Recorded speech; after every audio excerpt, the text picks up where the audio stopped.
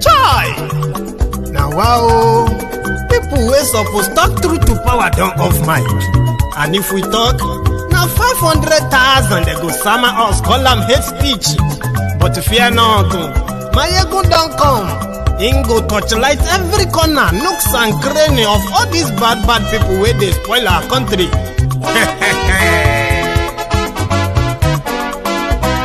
So my people make we laugh, oh, yo, yo. My ego don't come, oh, yo, yo. My people make we shout, oh, yo, yo. My ego don't come, oh, yo, yo. My ego don't come, man of the masses, oh, yo, yo. My ego don't come, oh, yo, yo. My ego politico, yo, yo. My ego don't come, oh, yo, yo. This one not the off in mind, oh, yo, yo. My ego don't come, oh, yo, yo. And in the touchlight every corner, oh, yo, yo.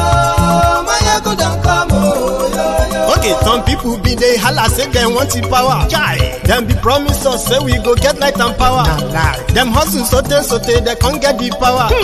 But now they know they do anything with the power. Sure. Every day, dollar just they get the higher power over naira. Still them talk say make we off mind. But thank God say my ego don't come. So my people make you laugh, oh, yo, yo. My ego don't come, oh, yo, yo. My people make we shout, oh, yo, yo. My ego don't come, oh, yo, yo.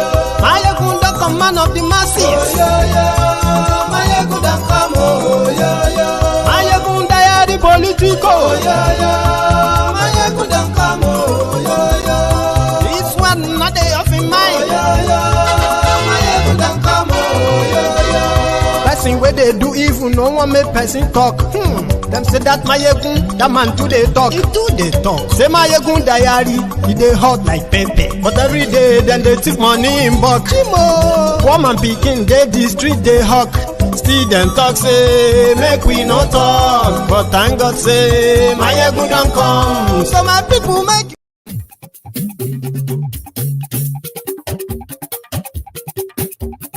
Hello there.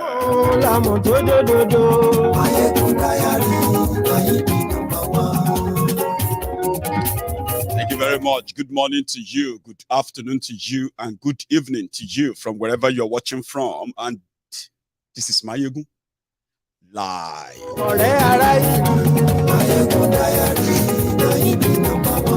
Glory Facebook, glory YouTube.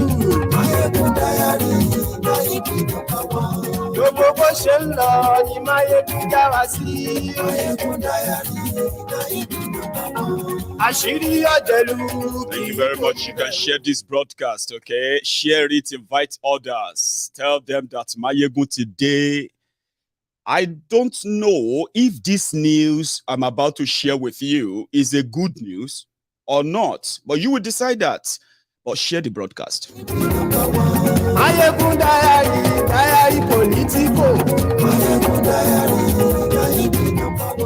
Godfatherism, kò sí lọ́rọ̀ Mayégún. Mayégún diary. Ẹ fara balẹ̀ sẹ́ o, kẹ́gọ́rọ̀ lẹ́nu. Mayégún diary. Àní Mayégún làwa mọ̀ dódódódó. Mayégún diary. So to start with, right, there is a plot to get Emefiole arrested. Not that probably it's going to happen or not, but you need to know the whole story behind this. Share the broadcast.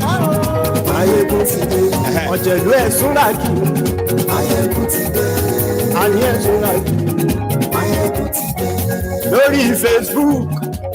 Don't forget your offerings. Like the broadcast. Share it. Subscribe if you haven't.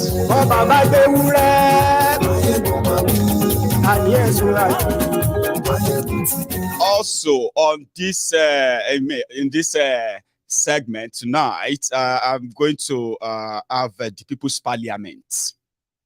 Okay.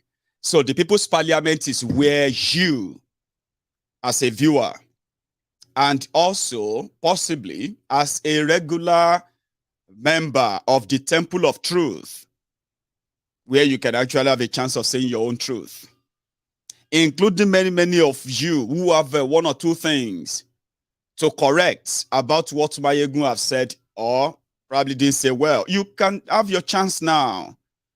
It is always by anonymity. You have the link. It is there in the description of this broadcast. Use it. Join us. But to get everyone into the mood, like get us into the mood of being participants here, I would take the story of Emefiole. Tell you a few things about that. Get you into that. Yeah. Oh my God. Yeah. And also, I can possibly just take you through one or two political gathering out there that, you know what I mean. Number 3, I am also happy to tell you that when we discussed what should be the structure for the Yoruba Union organization where everybody can play a role, I'm not just talking about just appearing or just filling in the gap. I'm talking about committed people who have a different expertise, different experiences that they can share with us, even in their own tight schedule. I'm happy to tell you today that in the last 24 hours, we have seen over 140 people. Now, this selection process will start when people begin to understand what is at stake and where and what can they do, where can they be very, very, active and helpful. Everybody is welcome. If we want to do this as a people, then we have to do it collectively. Collectively, in the sense that we must know what is driving us, what's our aim, what's our objectives, and what is going to be the vision, what's going to be the goal. Everything combined, how can we then manage the diverse ambition that we have with the help of the people of like minds? So, yeah, I would share that with you sometimes, okay? Possibly tonight or maybe some other time. I can just brief as well, maybe tonight. So the People's Parliament will be open for you to also add your own. So therefore, so we are going to get started in a moment, okay? I'm going to take you to Calabar, and then I'm going to take you to briefly to Uyo, where the obedient gathered today, and as well as Calabar, where Koolu, as usual, had this, I mean, it actually became the unifier, something that they said that Buhari couldn't do for 7 years. Right, we'll get to that, okay? You have heard the story, or you haven't, the story of a DSS approaching courts. The court should give them the order, the right to arrest Emefiole. Why do they want to arrest Emefiole? What changed? What is going on? What is the plot? Is it just a rumor? What are the things behind this? What is the end goal? Will they succeed or not? These are the few things that I'm going to share with you before we then go on to have our People's Parliament. Okay? To be part of the People's Parliament, just check the link in the description of this video, whether on Facebook or YouTube, and you can just open that. But the simple instruction is that once you want to join us in the studio as a parliamentarian, you must make sure that the device you are going to use is not the same device that you are watching this broadcast on. They are going to become like, they're going to clash. When they clash together, we are not going to ever hear what you are saying. So just have that in mind. I'll repeat this again once, we get to that part. Have you liked this broadcast? Have you dropped your offering? Have you shared it as well? No. Come on, let's do that in the next 10, 15 seconds.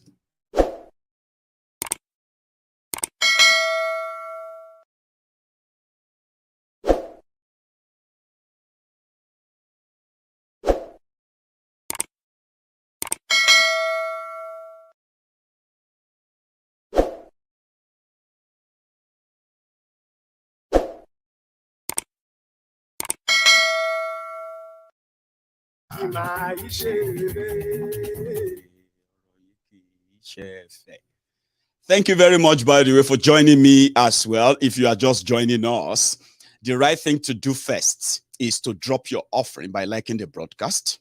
Subscribe if you haven't.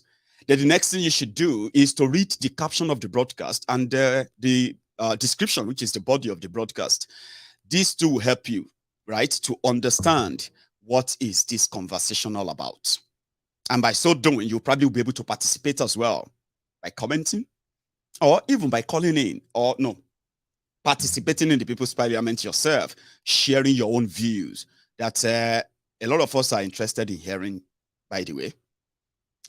Emefiole is the central bank governor of Nigeria from the time of Goodluck Jonathan. In fact, it might sound like it's such a long time. It's not. Emefiole happened to be the person that succeeded the Sanusi Lamido Sanusi. Now, since Emefiole came on board,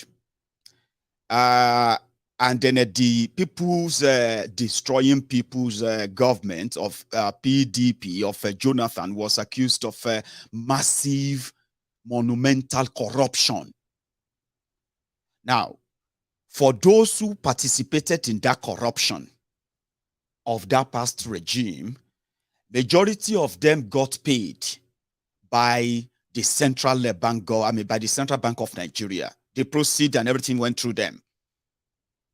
However, when they started picking people up who participated in the largesse, Emefiole was retained to further wreck Nigeria. How? It was Emefiole who orchestrated, perfected, and made the people who are doing the central bank stroke banks and stroke other people, the round tripping that first crashed your naira to start with. It was Emefiole that has been cooking the book, and at the same time printing money in excess with no disclosure, without telling anybody for years for this Buhari's government, which has further dipped Nigeria into never seen before inflation. Now, all of this, the end result is that in 7 years, more Nigerians have become jobless, more businesses have shut down, and more Nigerians have become poorer. To an average Nigerian, the politicians are the one who stole our money. They stole our money. And it's because, no. They stole your money because all this were made possible by the fake monetary manager or money manager of Nigeria, the people who actually opened the vault and the door of your central bank that for what? For kleptomaniacs. Somebody who became a kleptomaniac himself. Now, Nigeria economy is going south. Emefiole is patching the book. So Nigerians are poorer today. Your criminal politicians and their own different agents from different political parties are smiling to the bank, including the terrorists. Just about 2 years ago, the government of United Arab Emirates, they opened an investigation into some individuals, some Nigerians living and working in Dubai, United Arab Emirates. These were guys who, some of them claiming to be schooling there, others claiming to be lecturers there. Guess what? They were staying in Dubai and they were mobilizing funds that they are emitting back through Nigerian system. And this money are being picked up by different groups that have links to terrorism. Now, Dubai, from United Arab Emirates, they could identify where that money was going to. And the moment they found all their evidence, they arrested the 6 of them. Now, throughout all of this, Central Bank of Nigeria with Isa Abi na Musa, Abi Isa pandemic. Sure, you know Isa pandemic. Isa Patantami. The terrorist sympathizer that is now in charge of Nigeria's communication, your text message, your phone calls, your emails, your whatever, everything is now the one in charge of monitoring them. Isa pandemic, Emefiole. These are the two organs in Nigeria that could have helped, honestly speaking, to halt the terrorists and their sponsor, their source of funding and everything in Nigeria today.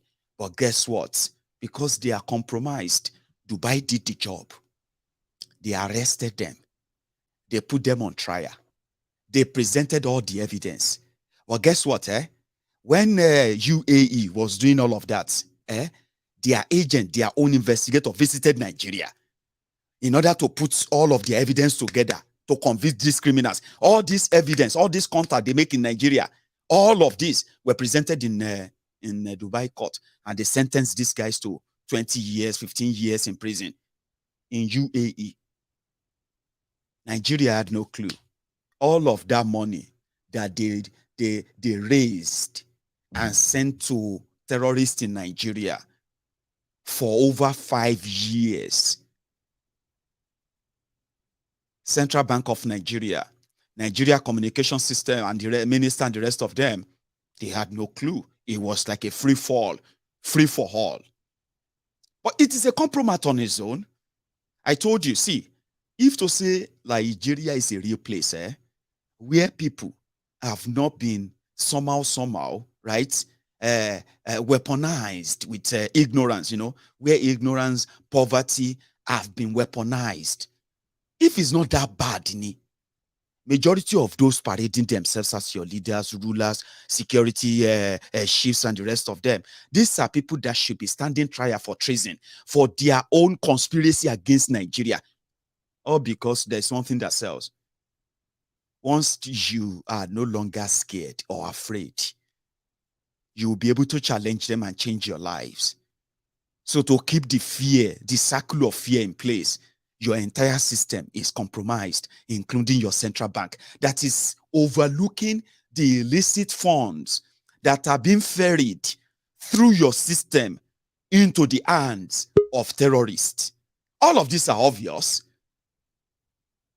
including your service chiefs, your DSSDs, and all the rest of them who are already in bed with the terrorists that are acting and carrying out different acts of terrorism across Nigeria. They know. But why would DSS want to arrest Emefiole? Are they trying to now kind of, try to use the, the administrative negligence or something like negligence or dereliction of duty and blah, blah, blah, blah, blah, to get him out of the way? Here is the rumor. Make I tell you the rumor. The rumor now is that since Emefiole decided to recolor Naira, forcing majority of them who have housed the money in different bags in preparation for 2023, that policy is like a direct attack on them. Majority of them are going to lose 50% of those stashes, because bringing them out, as we are told, is like a set trap for certain individuals, even within the APC. It's like your government, corrupt system. They know people who have illegally, with stolen cash, stashed them in different places. So intelligence reports should tell them that they should go after them right away. But because the people are like direct rulers, your leaders, the ones that are planning for tomorrow for you and your children, the one that are telling you that Nigeria is a great country and it's going to be great one day. These are the criminals stashing money. Of course, not you. So they said the Emefiole's policy is a direct attack on them. Because number one, they are the ones who go about with Ghana must go. And if you say they can no longer withdraw more than 100,000 naira in a week after December, after this month, are you mad, Dini? Where do you think we are going to see money to spend for the election? So some people will have the money. Some of us will not have it. Is this deliberate? Blah, blah. You know what I mean? So they want to come for him.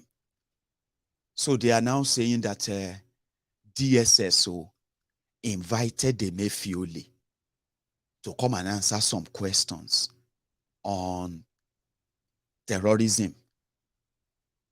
Show you the CM. The system that's intentionally, deliberately ignore all of the act of the terrorists that have been terrorizing Nigeria, those who are perpetrating economic terrorism, those who are perpetrating the religious terrorism, those who are perpetrating other different terrorism against Nigerians. Majority of them are operating because of the amount of funds they have access to, as well as the amount of ammunition they could provide with such money. Your system is not going after them per se, but it seems that the politicians in Nigeria, they are now about to prosecute your central bank governor, force him to resign, and stop the madness about the withdrawal. Because the first one is they have to make sure that they change the money. They have to do something with all the stash. Majority of them will have to lose half of the money that they have stolen. Now, not just that, they will not have a chance of making massive withdrawal with bullion van again, except for maybe Tifnumbu, or maybe even Tifnumbu won't have one as well. So threatened by that, they said the Emefiole should come and answer some questions on terrorism. So Emefiole ignored them, rushed and ran to Buhari. See, these people are coming for me. They are coming for me because the deadline is almost here. They are inviting me, DSS, inviting central bank governor to come and answer questions on terrorism or more. Are you sure you still have, you are still in that Nigeria in a way as a country? So he ran to Buhari. And from what we heard though, they said Buhari told him, just continue. Don't listen, don't mind them. True or false, now waiting I hear. So because of that, he ignored the DSS. Now the DSS, they have now approached the court looking for a judge. The same way they always get their different, using them against anybody they want to go after, Abi. They were about to use that against Emefiole, the warrant to arrest him for not honoring their invitation. And what is their invitation? Money laundering, being channeled towards terrorism, kidnapping, central bank governor, terrorism, money laundering, kidnapping. That should tell you everything you need to know about the Nigeria that you are. So that's why I said, I don't know if it should be a good news for what Emefiole, through the Buhari's government, they have done to you economically. All the economic ruin that you have suffered in the last 7 years, many of them that you blame on some evil people who are against your progress and your success, and they were the ones who came after your business. No. They are not always the ones. Emefiole and other suit-wearing criminals, they are making economic decisions, economic policies that are only making minute number of people billionaires without any invention, billionaires without any creation, billionaires without any job creation whatsoever. Now, the effect of that is that they continue to mount pressure on your naira that has nothing to back it. So economic shift of Nigeria, supervising the total collapse of the economy of Nigeria, 3 recessions that you've never come back from. Now, when you look around and you see what the politicians are getting away with, when you look around, you realize that those who are making it easier for them, right? It's no other person than this Emefiole.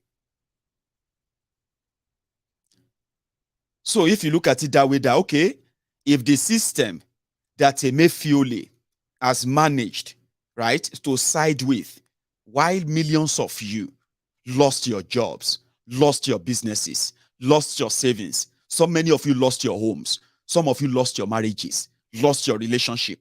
Some of you lost your relationship with your children. Economy hit many of you so much that you lost your health. Everything that happened to you in the last 7 years, that happened in quick succession, right? Because of what the economy turned to, right? Majority of them are not because of spiritual attacks.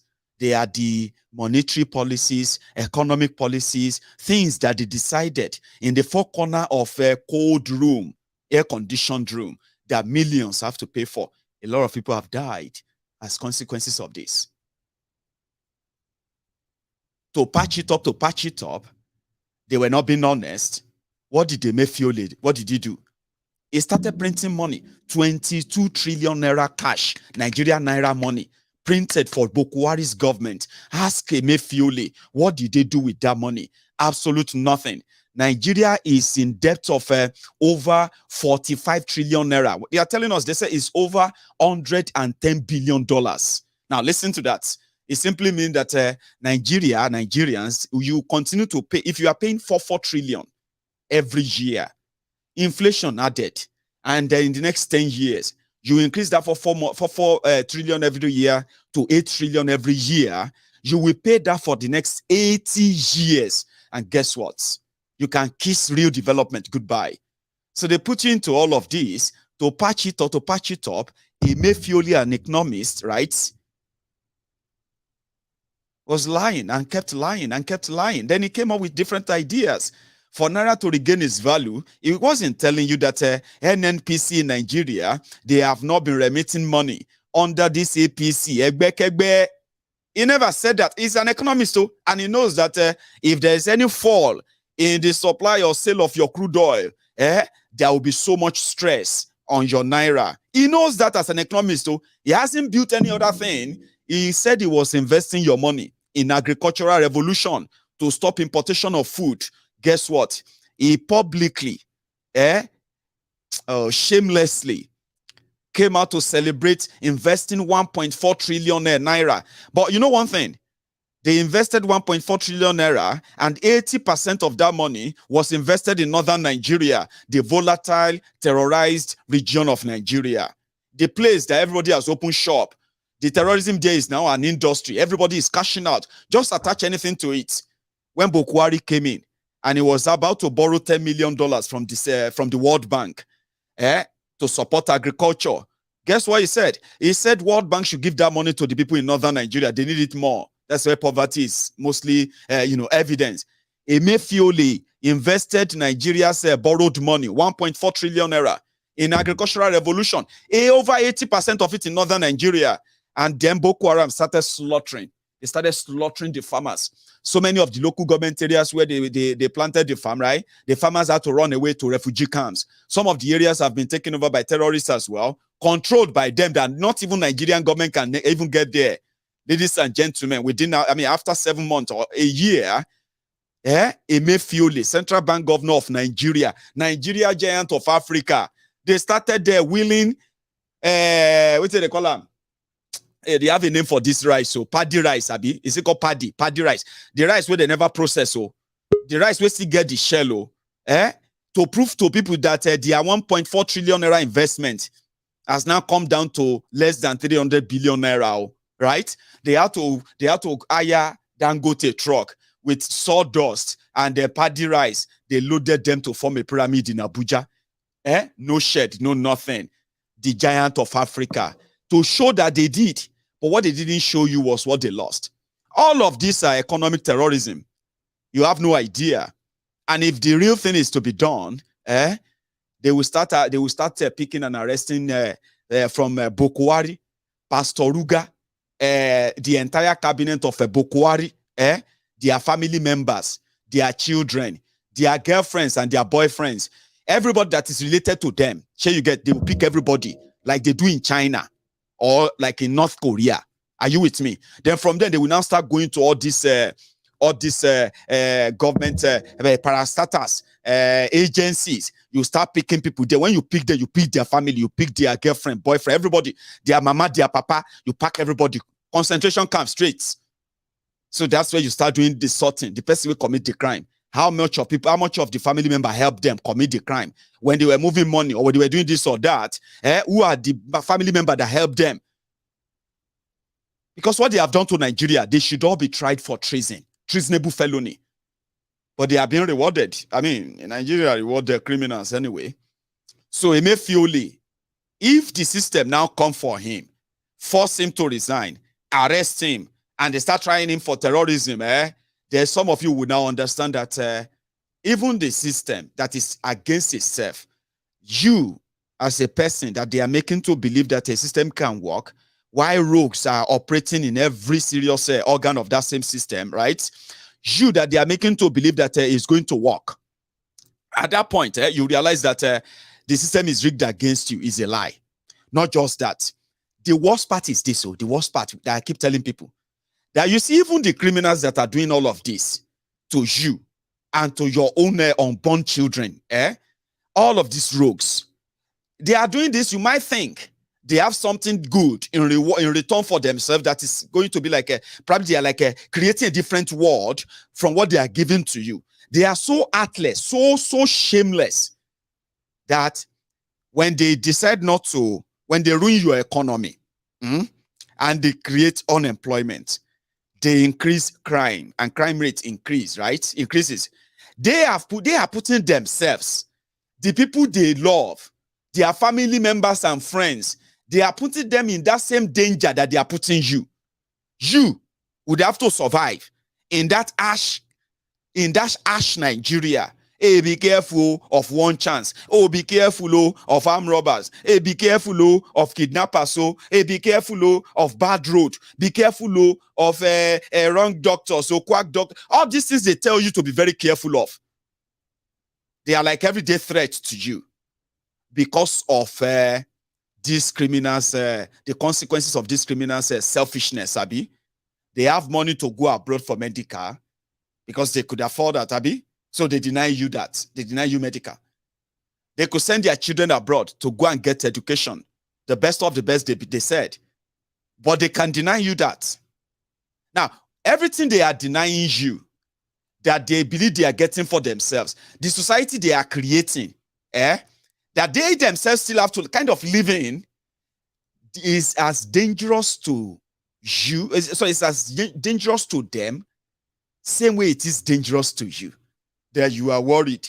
Don't think they are spared or safe. They are not.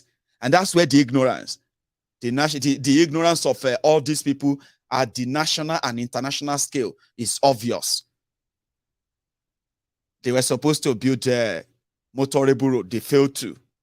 Yet, their family members, they themselves, and people, they will still have to drive on that on motorable road, Abi. They failed to provide their stable electricity. And they provided for themselves electricity generation and all of that stuff, Abi. But at the end of the day, they will still have to what? They will still have to live with the consequences of that, what do they call them? Fuel, the fume, the gas fume. Anyway, give me a sec. Let me do something about this blinking again. And I know why, I'm coming back. Don't go anywhere.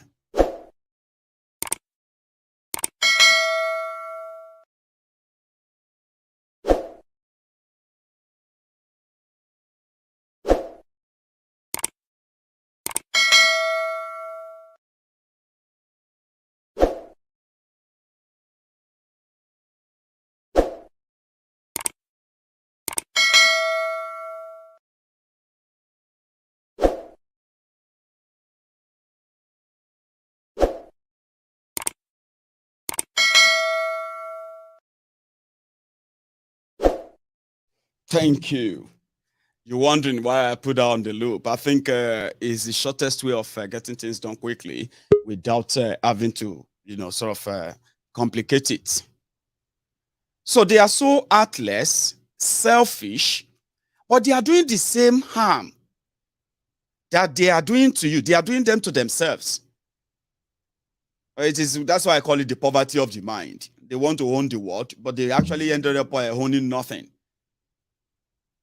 Anyway, I'll wait for when we start the People's Parliament, when I can add other things onto that. But Koolu was in Calabar today. Do you want to see that? I'll show you. Let's go to Calabar. Where is that again? Here.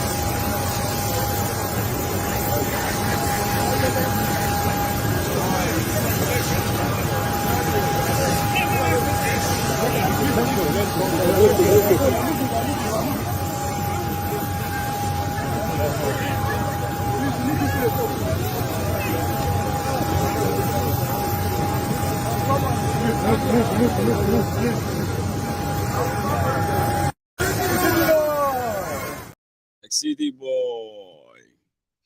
But that's not just that. It got to a point in town, right? A short one.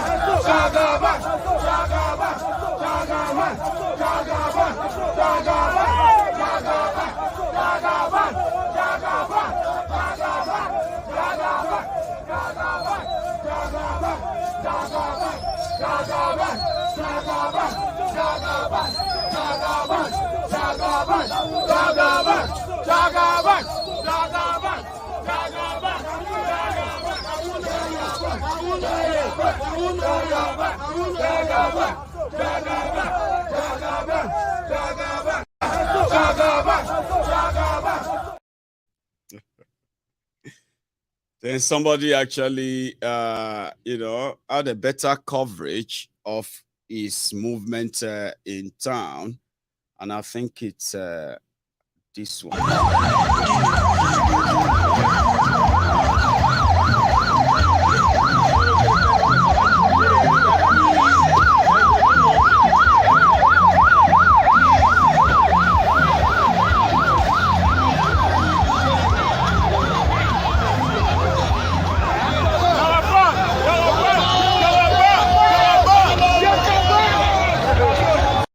The Calabar stood still for the incoming president of the Federal Republic of Nigeria, Bola Ahmed Tinubu, who is arriving across River State right the way here, and that's the hour and something to remember here.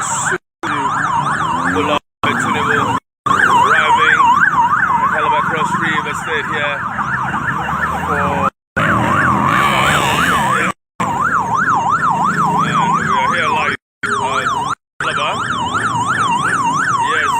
Badge 2023.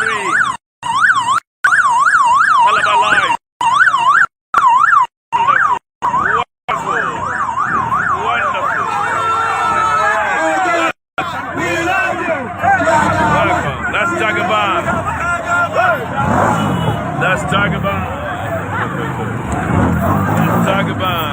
Najibullah Ahmed Tinubu, President of the Federal Republic of Nigeria 2023, arriving here in Calabar, Cross River State. That's the motorcade taking him straight to the cultural center here in Calabar, the venue of the town hall meeting, first ever South Nigeria.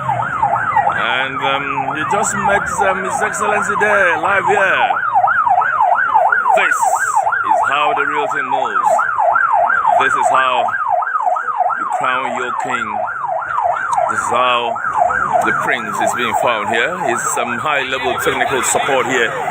Security beef out here in Calabar, Cross River State. We're live, and this is something to remember. Live here in Calabar, Cross River State, 20th day, the month of December 2022, and Asibaju Bola Ahmed Tinubu arriving in Calabar, Cross River State for the. Thank you, reporter. Thank you. So when he finally got in, I think there's also this part as well. Watch this one.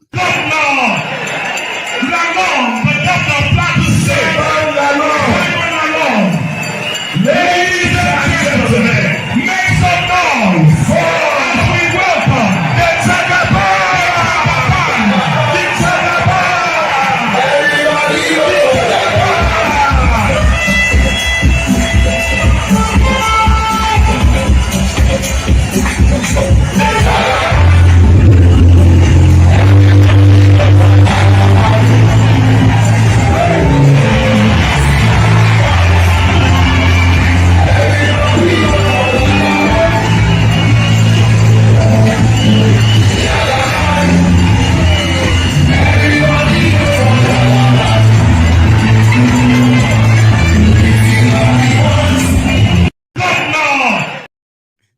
I see the old man, you know, city boy, he called himself. So he dropped some blah, blah, blue, blah as well, just for the optic, okay? Inside the same place. This. On the spot, Senator John Enno, please stand up.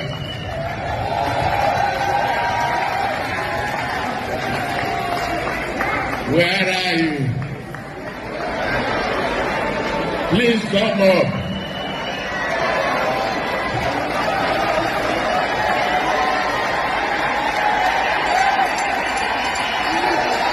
Jagaba. Owanano.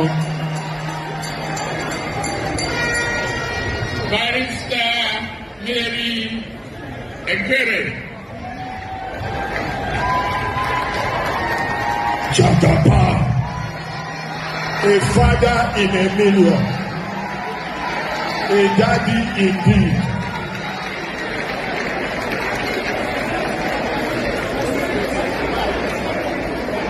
Yeah, hi. We didn't start today. We didn't start yesterday. We've been great friends. We have always share one common thing: progressive thinking and capacity to change the dynamics of regression. You, Senator John Enno, no matter what degree of anger, we are bound to be angry one way or the other.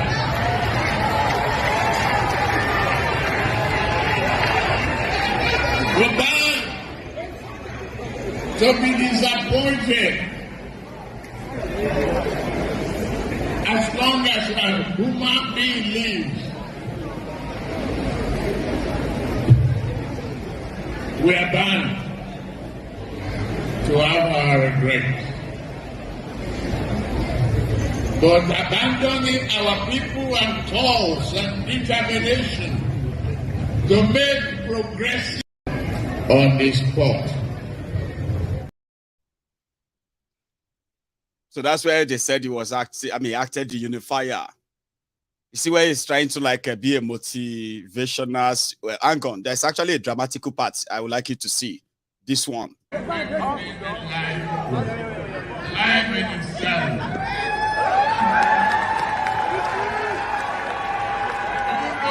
I'll be here today.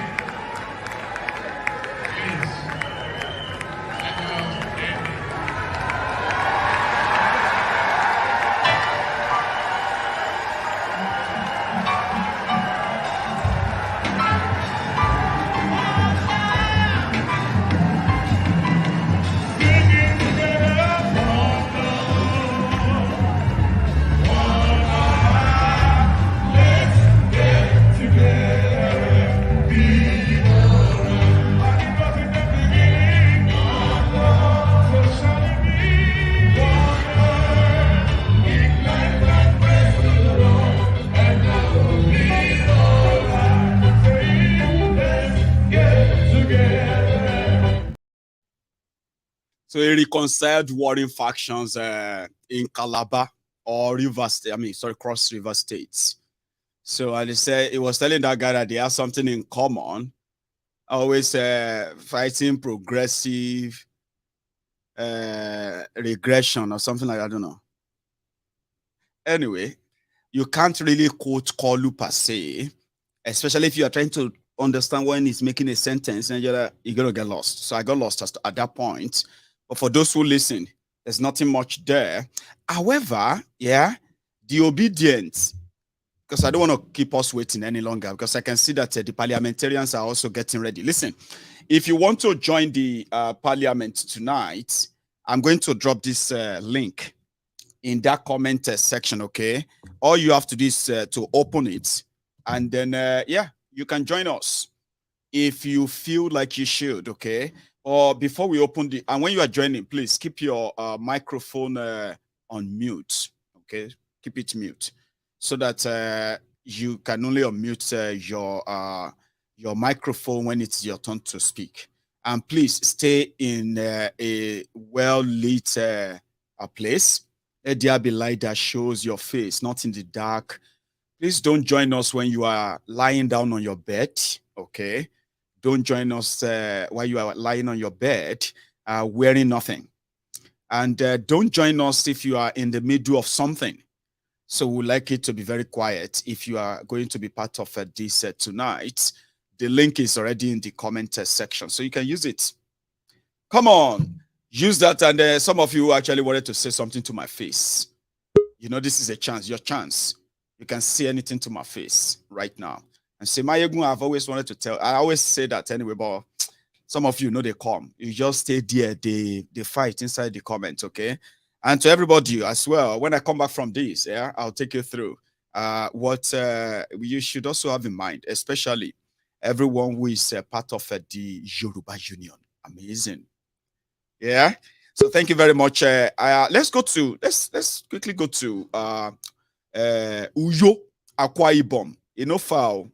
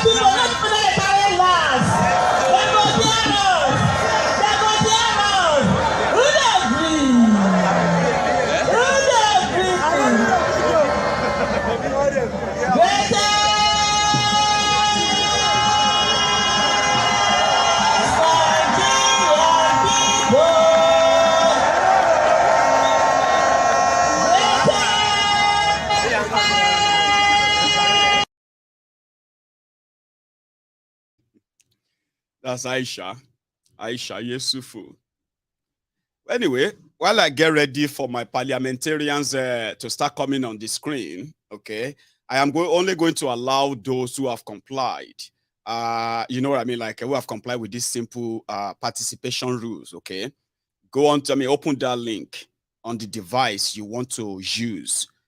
Turn on your camera.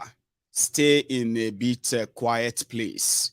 Keep your microphone mute until it is your turn to speak.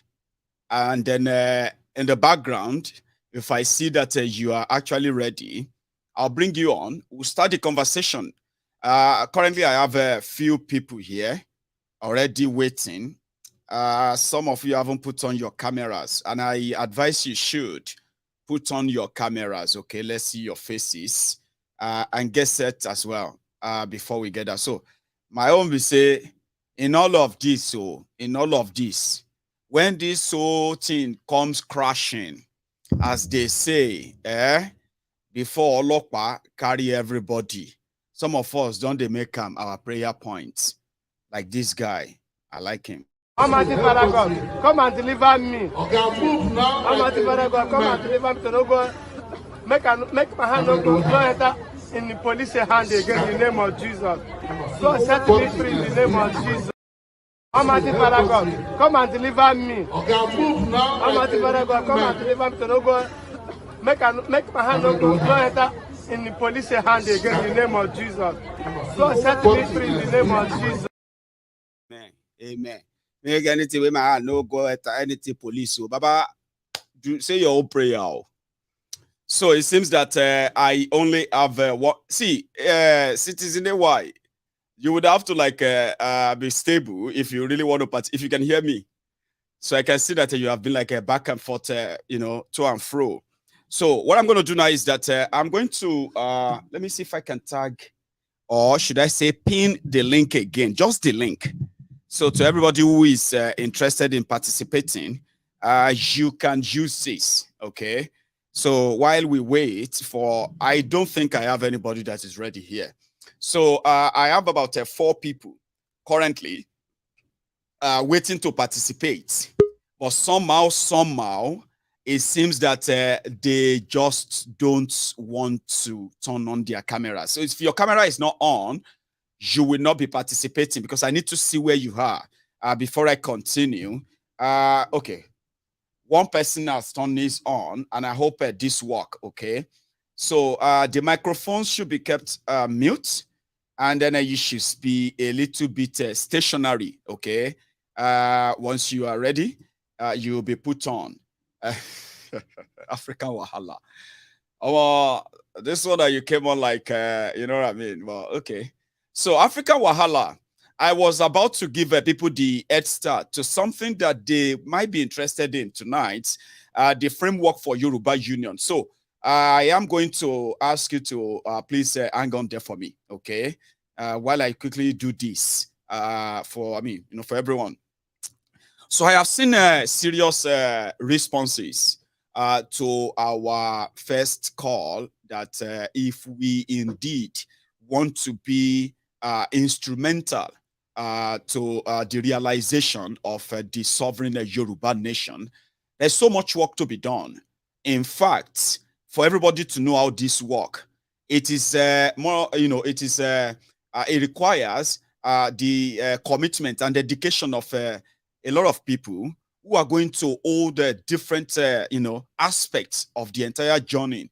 The most important part of our, our ideal of approaching this is how can we make the people our ally? How could we make this their project? How could we make this their movement? How could we make them the driver and the rider? So it requires a lot.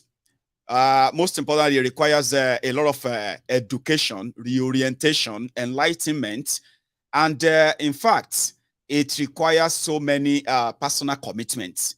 And when we say commitment, it's going to be, it's not going to be an easy ride, but we have made it easier in order for us not to fall into the pit of those who have tried this in the past. We will remain non-violent, and the approach and everything that has to do with our approaches will remain non-violent to start with. Secondly, when it comes to every part and parcel of the whole Yoruba Union, we have decided to make the entire structure decentralized.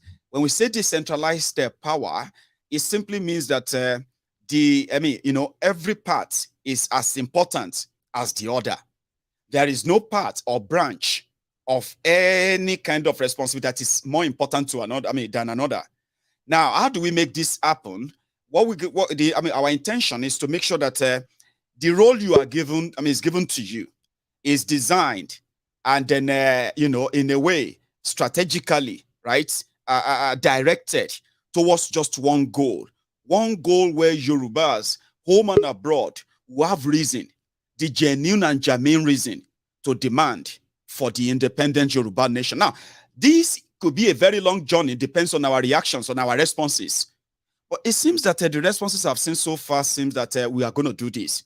Now, to make it work, where other organ can always take on the order, we have segmented this, compartmentalize it into over 20 departments. Now, these 20 departments, there are borders on almost every day today of our people's life, home and abroad. Means that you probably would have a role, or you can find a place yourself. So in the last 24 hours, we've had over 140 people who have responded in that regard. Like, the roles haven't been shared, but the roles are currently being, itemized, clarified, and then, you know what I mean? Everybody getting to know where do I think I'll fit in. So in the coming days and the coming weeks, right, we are going to have a comprehensive document, a document that is enough for you to read, digest, and at the same time pass on to other people whenever you are talking about why. Why? That's the first question they ask you. Why do you think Yoruba needs to be on our own? Why? Majority of us ended up having to be defensive. Defensive in the sense that Nigeria is this, Nigeria is that. And these are the repeated arguments. We want to develop the better argument that it's not a defense. Making you defensive. It makes you more kind of intelligent when you are talking about it. Committed. All of these are going to be built. And that is the work we are talking about. We have said it. Nobody is coming to save anybody. If we all decide that we are done, and a lot of us agree that we are done and we are done with this, right? And we play our role very well, yeah? Maybe we won't be like the Israelites who spent 40 or 400 years in the wilderness and a journey of 40 days, but nobody's coming to save us. This is us showing you that no one but us. So thank you so much, by the way, my parliamentarians, those who have actually cleared the order. Everyone else who is still behind the studio, please put on your camera and then we can talk. So what I'm going to do now is I'm going to welcome my parliamentarians, and I hope everybody welcomes them. Now, we are going to share the slot. Usually, yeah, when you finish sharing your mind, we would excuse you for other people to come on and as well, okay? But what we're going to do today is that we're going to let you stay on, especially if you want to, after what you might have shared with us. If you want to leave, we can excuse you. But if you want to stay on, you stay on, because you might actually pick up and have a conversation like everyone else on this segment tonight. So thank you so much, African Wahala, Sir Kenneth, Lawrence, your face with us. So Ezekiel, Ozzy, it's good to see you again. And I think I have Modiu on the line as well, so he can also join us. Modiu, thank you so much for joining us. So we're going to share this slot now. And as usual, let me say this to you. When you have your turn to speak, you have the privilege to speak about anything. Do you understand? You don't really have to say what everybody is saying, or even anything that has to do with this topic tonight. So you can use that session and you have just about 5 minutes. Except if I ever engage, interrupt you and all that, your time can be extended to 10 minutes. Do you understand that? So if our conversation have to be like that, but the moment I do like this, I'm only trying to tell you to round up so that I can pass on to another person as well, okay? So thank you so much. I'll take African Wahala will open the parliament for us tonight. And then we're going to go on to Sir Kenneth Lawrence. You will be next after him. And Ezekiel, you are going to go after Sir Lawrence. And Modiu, my brother, you would be going after Ezekiel. So we can make this interesting, as many other people are expected to join us as well tonight. Okay, Module, you seems that you have about 2 devices sending in a request. So I'll keep the one on the screen and I'll kick out the one that is making an extra request. Okay, so you stay on. African Wahala from Canada. Baba, how are you? Hey, Baba. I'm doing very well, man. How are you? It's good to see you. And thanks so much for all you do as well. People like yourself. So thank you. So how is it going on? Over man, it's good. It's going good. You know, another day, another conversation about the entire Nigerian situation. First and foremost, I'm very happy to have this conversation with the people of the Temple of Truth. It's good with to have you too. You know, Mayukun. I was, you know, being a Nigerian, you are forced to wear so many hats. One of the hats that I found myself wearing recently is the psychologist hat, because you're trying to understand the psychologist of the people, the psychology of the people. And I was looking at a tweet posted by our friend Doyin Okukwe. Right. Okukwe posted a tweet. He said, "It's time to step aside, but I am with PO and the obedience and the presidential campaign till God gives us glory in Jesus' name. Amen." Mm-hmm. And without a surprise, the comment section of that tweet is people that are praising him, you know, saying, "Oh, Mr. Okukwe, posterity will remember you for campaigning in our favor, for wanting the best for the future of this country." Now, to me, it's not a surprise that this is how people would react to that tweet, because, like I said, studying the psychology of Nigerians, you will come to a conclusion that these people are like water. They adapt to the situation. The same doing Okukwe, and this is not even an attack on Okukwe as an individual. I would say it's an attack on the entire system, the politicians that have that mentality, that have robbed us dry and turned us into poverty-stricken people. You created poverty by stealing the people's money. The allegations that came out were you stole $700 million, which I believe is a tiny fraction of what he has stolen. Now, you had to pay 13 million to be a free man, okay? Because the judiciary system is trash. I'll let you speak, bro. Did you just say something? I thought you wanted to rebuttal. So, since that is the case, where you've impoverished the people by stealing their money, but those same people that you've impoverished, they are the ones supporting you because you are in line with their choice, whom in this case is Peter Obi. It just shows you that the Nigerian mindset can't be fixed. I'm sorry. We need that mental revolution without a doubt. And I feel like the only way that can be implemented is if we keep on talking about these things, trying to open people's minds, coaching them like you're doing, Mayegun, and other people that are speaking on all these things all over social media and everywhere on the ground. Keep talking about these things. Maybe you can somehow change people's minds and make them realize that today you're supporting this criminal because the criminal is in love with your own Messiah, the person you think is going to save you. But what you're doing is you are simply shooting yourself in the foot. And that's my message for the day. African Wahala, thank you very much for that. You can still hang around if you want to. I think we're having an issue with your visual. The background, the rest of them seems to be like acting up. But nevertheless, I've lost about 3 people just at a go. And I bet these people who joined us from Nigeria. So I'm going to go to Sir Kenneth. Good enough, I haven't lost you. So how are you, sir? I'm fine, Maeko. How are you? I am very well. It's good to see you. Nice to see you finally. I know. So, you know, the point here is this: is that Nigeria is Nigeria. I mean, that country called Nigeria. It's just existing like on life support.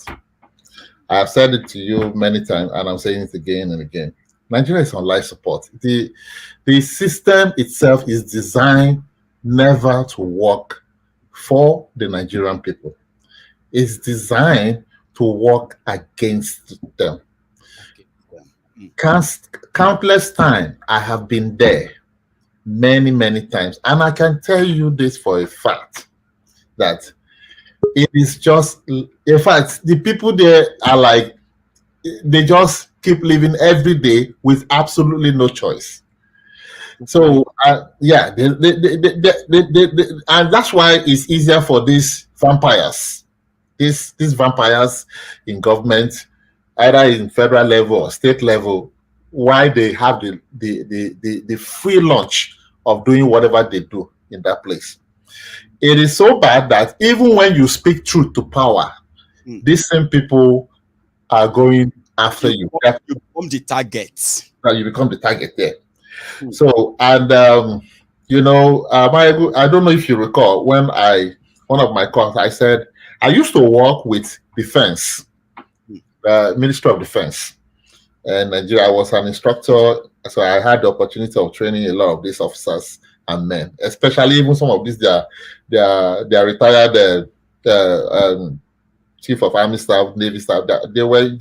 Some of them used to be like, I mean, these people in within that period at which I know them, they are professional. They are good at what they do. That's their line of work, and I give them credit for that. But you see, when unfortunately everybody finds themselves in a system where it is what it is, you know, have to compromise professionalism for everybody. So here you are. You have to choose in between still having a job or being marshalled for disobeying an order that you know professionally you shouldn't even be carrying out in the first place. Exactly. Yeah. So, and you know, the rest is history. You already know the answer to that. But I think in this parliament, I want all of us to come to that realization that the problem of Nigeria is not just because it is a Nigerian problem, but the problem is that evil document. Mayegu, we've talked about it. That evil document is the genesis and the revelation of the problem of that country. And that country cannot exist in that form if Yoruba nation and the Biafra people need to pull out on their own. If that is the only way to go, because if you notice in that constitution, there's nothing like referendum. No, there's nothing in there. There's something about we the people, but there was never a time a referendum was conducted. Put that constitution together and say we the people. Oh dear. Yeah. So there was no referendum. There was absolutely, in fact, literally that document was hatched out secretly in wherever they were doing it, and then forced down the throats of everybody in Nigeria. You see? See where we are today. Yes, if you look at line by line, each of the section of that constitution, line by line, it is always skewed to favor them. Yes. To favor them. And any attempt for you to push back on those things and say, hey, wait a minute, we need to face a serious what do you call it, pushback if you do. Exactly. That's why I always use that language, that Nigeria itself is a shit show. It's a shit show. Because why is a shit show? Is that because for crying out loud, it's like as if you are watching a comedy, or if sometimes you are, even if you are tired of watching the comedy, maybe it comes to a horror movie. Because everything in Nigeria has been structured and designed never to work for you. We that are outside the country are the only hope, the only lifeline, the only line of defense that to push back on these vampires. These vampires will not let go. They will not. In fact, you literally, I hate to use violence. I don't believe in violence in achieving anything. But these people, the only language they understand is the language of looking at them face to face and telling them exactly what they need to hear. They choose not to like it, yes, but the facts are the facts. These people are vampires. These people will push back. See, you see the video you were showing about Tinubu, and those people say Jagaban, Jagaban, shout Jagaban. These are hungry lions. These people are, you know, do you have any idea how much they probably must have paid them? Or the people carrying that APC flag? These are hungry lions. These people are frustrated. They've been subjected to this level. That's why they will remain there. They choose to keep them there because that is where they belong. You know what somebody said, sir? Somebody said that if we pay attention very well, that in all honesty, a lot of Nigerians are not victims of bad governance. They are in fact partners, complicit, part of that bad governance, and they will continue to be part of it. So, which means that I agree, like you just said just now, majority of Nigerians, in my own opinion, indeed, they are not victims of bad governance. They are actually part and parcel of it. And to cap it off, to finish it off, is that you know, if anybody have studied in this part, if you try and read the book, the principle of the art of war by Sun Tzu, Sun Tzu makes it very clear that understand your enemy and understand yourself, that in an 100 battle you will never be impelled. What is he saying? It's simple. People should not misunderstand it's a military tax. No, he's talking.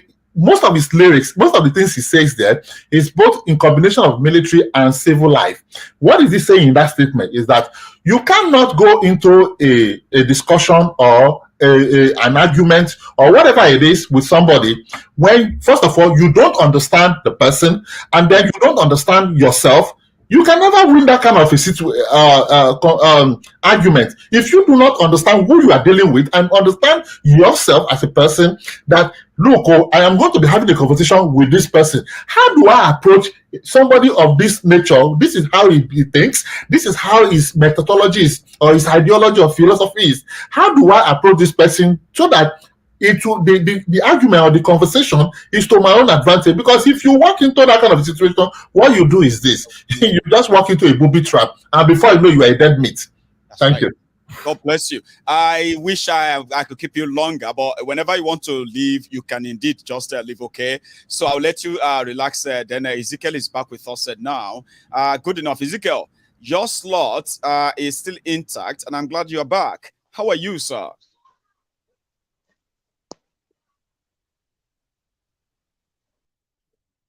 Oh, I think the line is that bad and bad. Modu, so were you actually on the bus, on the train, close to the house, and you had to do all of that together? Yeah, I like that. So good enough. I'm going to let you come on finally. Sorry. Where's that? Why did I stop it? Hang on. You can unmute, by the way. Modu. All right, now go later. Brother, how are you? I'm doing okay, bro. How are you, sir? I'm very well. It seems that you are just coming out from a freezing out there, yeah? Yeah, it's getting colder and colder by the day here. Come on, right? You couldn't even take the jacket off. So, good enough. Huh? You are live. Everybody can hear you. I hope we have some, as usual, to learn from you tonight. But there's a lot going on the Yoruba Union. Somebody like yourself is needed to come on and out there. Adiola, I'm still going to say same to you, but I'll come back to you, sir. So, Modu, there's a television right now where people are now sort of, it's like a basket of ideas, like a flood of it. More and more all those ideas pick things up in their own area of specialty. Like, you know, okay, I could do something about legal, I could do something about education, I could do something together about security, you know, that stuff. So the ideas place. We need people to start picking them up for us, putting together a draft on them, bringing them back together so that can end up as a document. And we need all of you to come forward. Give us your little services and experience. Yeah, absolutely. Yeah, I would really love to, like, in whatever capacity, sir. Yeah, in whatever capacity, I can always pick up something, help us make it real. Give it the life of its own. You don't have to do a whole lot. Just pick one of them as well. I'm going to do something for you on this. Adiola, Yoruba, I'm going to get you something on this, because whatever you bring, right, it's an opportunity for others to also develop them, hard ideas to become something that we can all actually say, oh, which side are you on this Yoruba? You know, I'm in charge of the women and children. Or you are a man. Well, I've got the understanding of that some of their programs that I actually know how to do well. I'm good in organizing and I'm working at helping them. So, you know, something like that. So we want to develop all our sectors to that standard, easy to relate with. And then absolutely. Like I'll be so happy to be a part of, you know, whatever thing that will lead to the upliftment of our people, because you know, this guy, he used to be Stokely Carmichael. He later changed his name to Kwame Ture. He don't think I do, but maybe when you start telling me the story, I might probably remember. Yeah, go on. Oh yeah, he was an American. He later became an appointee of Sokoture in Guinea. So he changed his name from Stokely Carmichael to Kwame Ture. He picked Kwame from Kwame Nkrumah and Ture from Sokoture. Now, in one of his speeches, I think, in his Black Power speech, so he quoted Frederick Douglass when he said, you know, Frederick Douglass in one of his books wrote about the leaders must reject that label of being leaders. Sorry, the youth. The youth must reject that label of being leaders of tomorrow. The youth must be leaders of today. So Kwame Ture ended it by saying that it's very important that we become the leaders of today because the men who run this country are sick. Now, why do I have to make reference to, you know, Kwame Ture? It's because the people that fought for Nigerian independence, if we were ever independent, those guys were in their 20s, in their 30s, in their 40s. You know, they were pretty young. And there is this time, because they overstayed, and because we've had, you know, old rulers with expired ideas. There's this tendency for the youths, and in fact, we've kind of accepted the label that we are not intelligent enough to take charge of our future, to take charge of our present. Today. So we always seek validation, we always seek direction, guidance from these people that Shore said they have old ideas. They do not even have any ideas to begin with. So whatever we need to do to, you know, make our people see that, someone that is in their 20s, someone that is in their 30s, someone that is even 16, 17 years old can come up with sound, solid ideas. Yes. I think it's something that we all should embrace. The youths, those of us, we are everywhere. The Nigerians have, I think they are the most in terms of degrees, I think higher degrees, Nigerians are the most educated immigrants in the US. We are everywhere. And when we say Nigerians, we are talking about people in their 20s, in their 30s, in their 40s majorly. So we don't really need to seek validation. Of course, we would always accept inputs from old people, but we do not really need them to validate because we are capable of charting a course for ourselves. Yeah. When we're growing up, right? This Yoruba adage, I don't know if it's adage or idiom, but you know it when I say it too. That which means the wisdom of the old, the ideas of the young are what they combined when they found the Ile-Ife. Which means that from even our forebearers, they valued the ideas of the young people in forming, you know, what do you call it, in nation building, put it that way.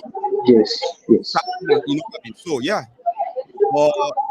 I just believe today because the criminals today have decided to turn us, the young people, to believe that we are the leaders of tomorrow, which a lot of people and tomorrow is never here. Shure was in Brekete studio a couple of days ago, and he said when he was 17, when he was 18, they told him that he was one of the leaders of tomorrow. Now he's 51. They are still asking him to wait.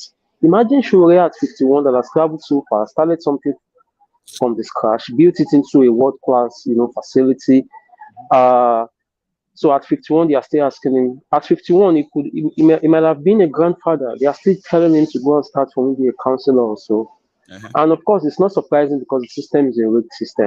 Like it's a system, yeah, it's a system that does not exist. I have no idea why he keeps, holding faith with the system. Well, I mean the country, but well, he knows best.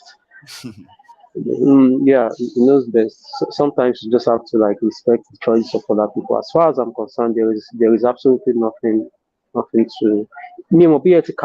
All politics are violence. Nigeria military culture, I think between 66 and 76 by Max Ceylon.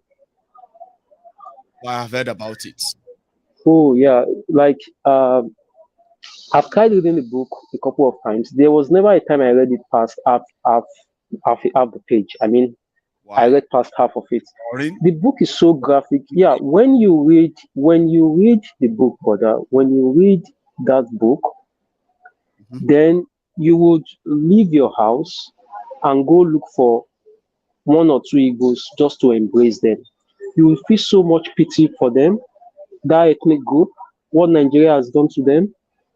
You would seek Igbos out to hug them. I used to think Murtala Muhammad was an icon. When I read that book, I found that Murtala Muhammad is maybe arguably the worst, the most irresponsible, the most vicious, wicked individual that the Nigerian system has ever produced. Murtala Muhammad. He killed so much Igbos.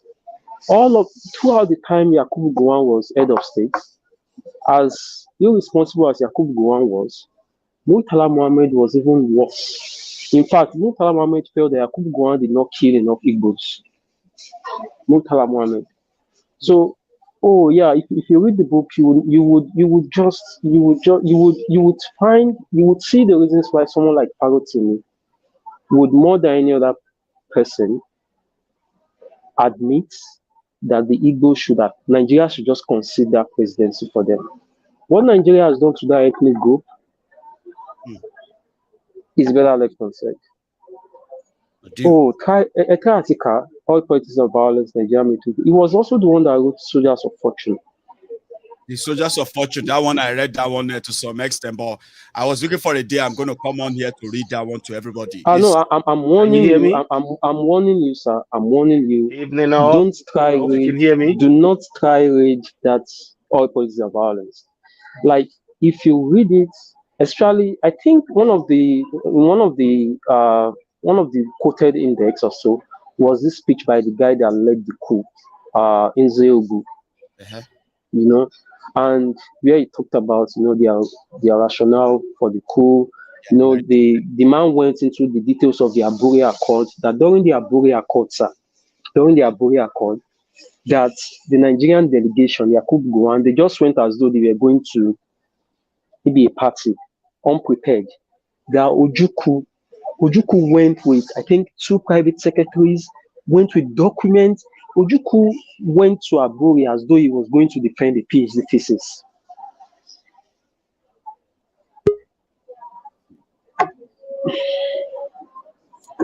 Anyway, let me go to Adeola, and then thanks so much for still being with us, Lawrence.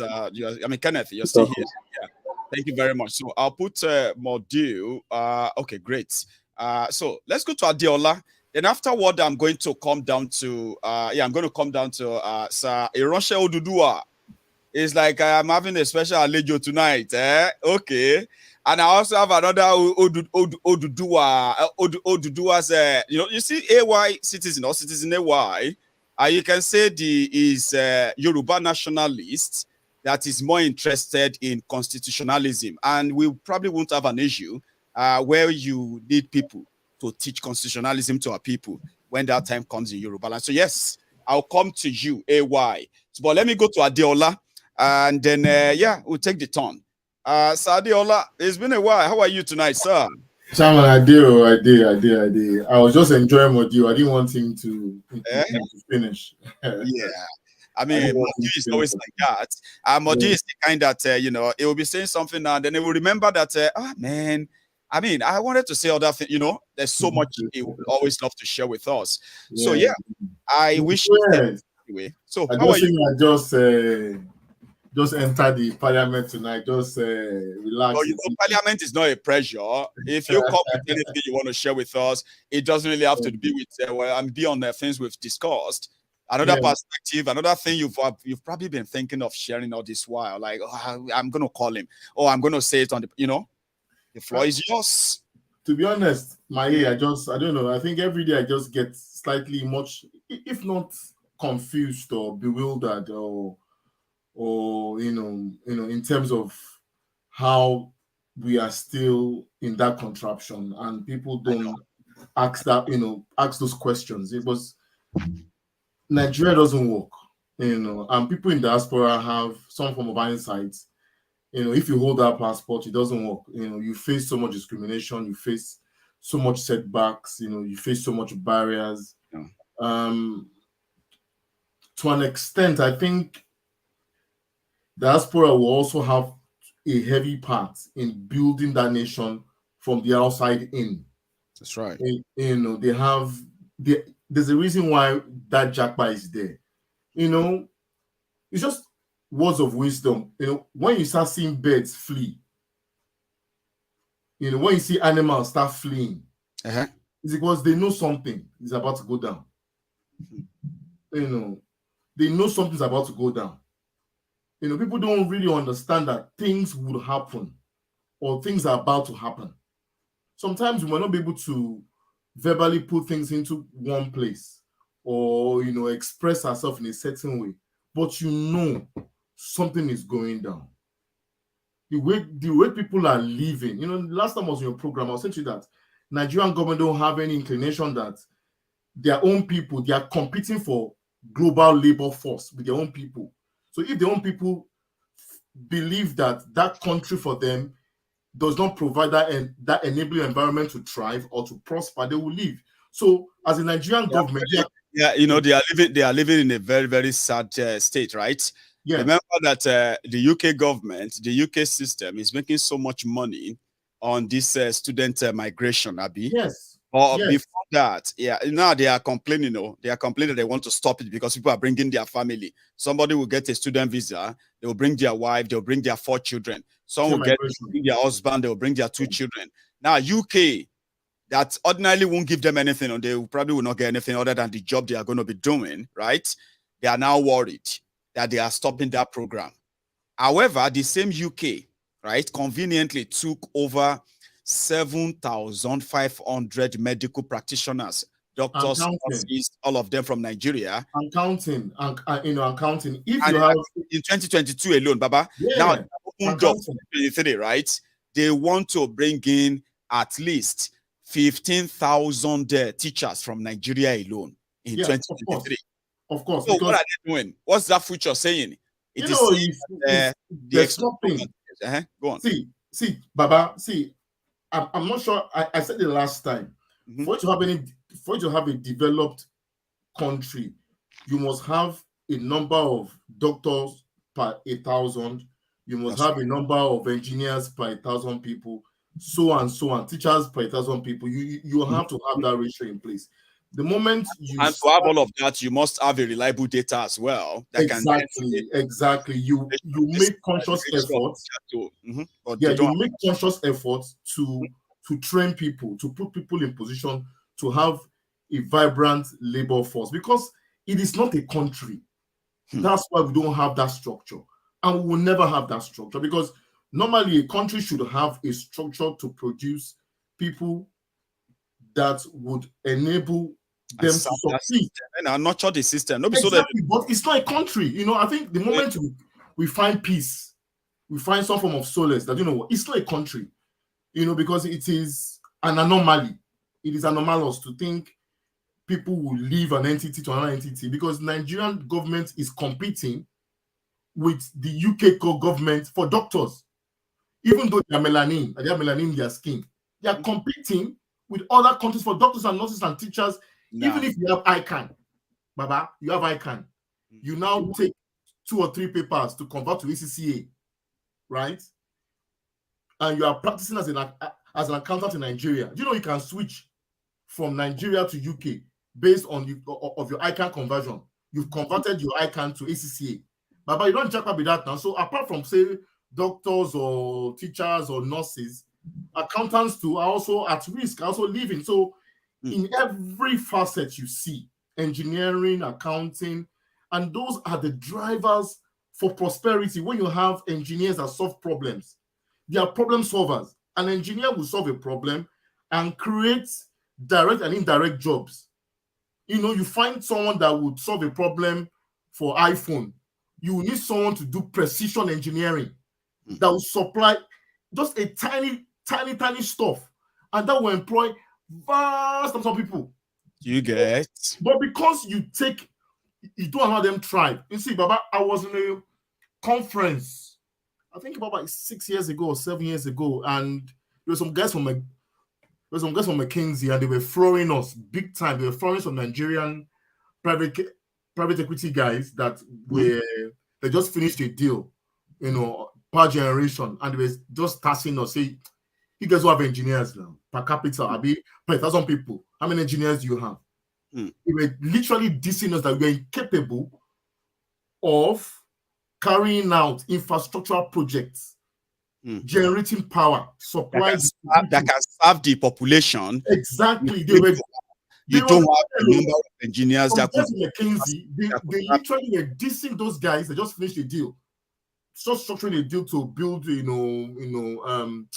was it a gas fire plant? I'm not sure if it was gas fired or solar. I can't remember the name of the project. They were so happy with some Nigerian big boys in private equity. They were happy they did it, but they were still facing a backlash from the guys from McKinsey, because it is like a country. As long as we rest, Baba, it is a contraption. Not a country. That is the best way to even describe it. Let me quickly go to a Russia Odudua. Now we might have somebody who has a message for us from the source. Anyway, Adeola, don't go anywhere, okay? You might still want to add one or two things to what you have shared so far, okay? AY, I know it seems you are having trouble with that, your connection. I know. But I'm back now. I'm back loud and clear now. I can hear you. You're going to speak after a Russia Odudua. So just hang on there for me, sir, okay? Hello, sir. Good evening, all. Good evening, Good evening, all our viewers, everyone that is watching us both home and abroad. Thank you. I'm happy tonight that Citizen AY Citizen is here too, because I've been trying to get hold of him for a while. Thank God for that. Too. Yes, we thank God. Yeah. What I'm going to talk about tonight is going to be another dimension, because it seems that we've focused our attention on one side, and there's a side that we did not look at. It's about this our Yoruba nation something. Citizen AY, I don't know, maybe you are aware of it, but I know Mayego is well aware of what is going on.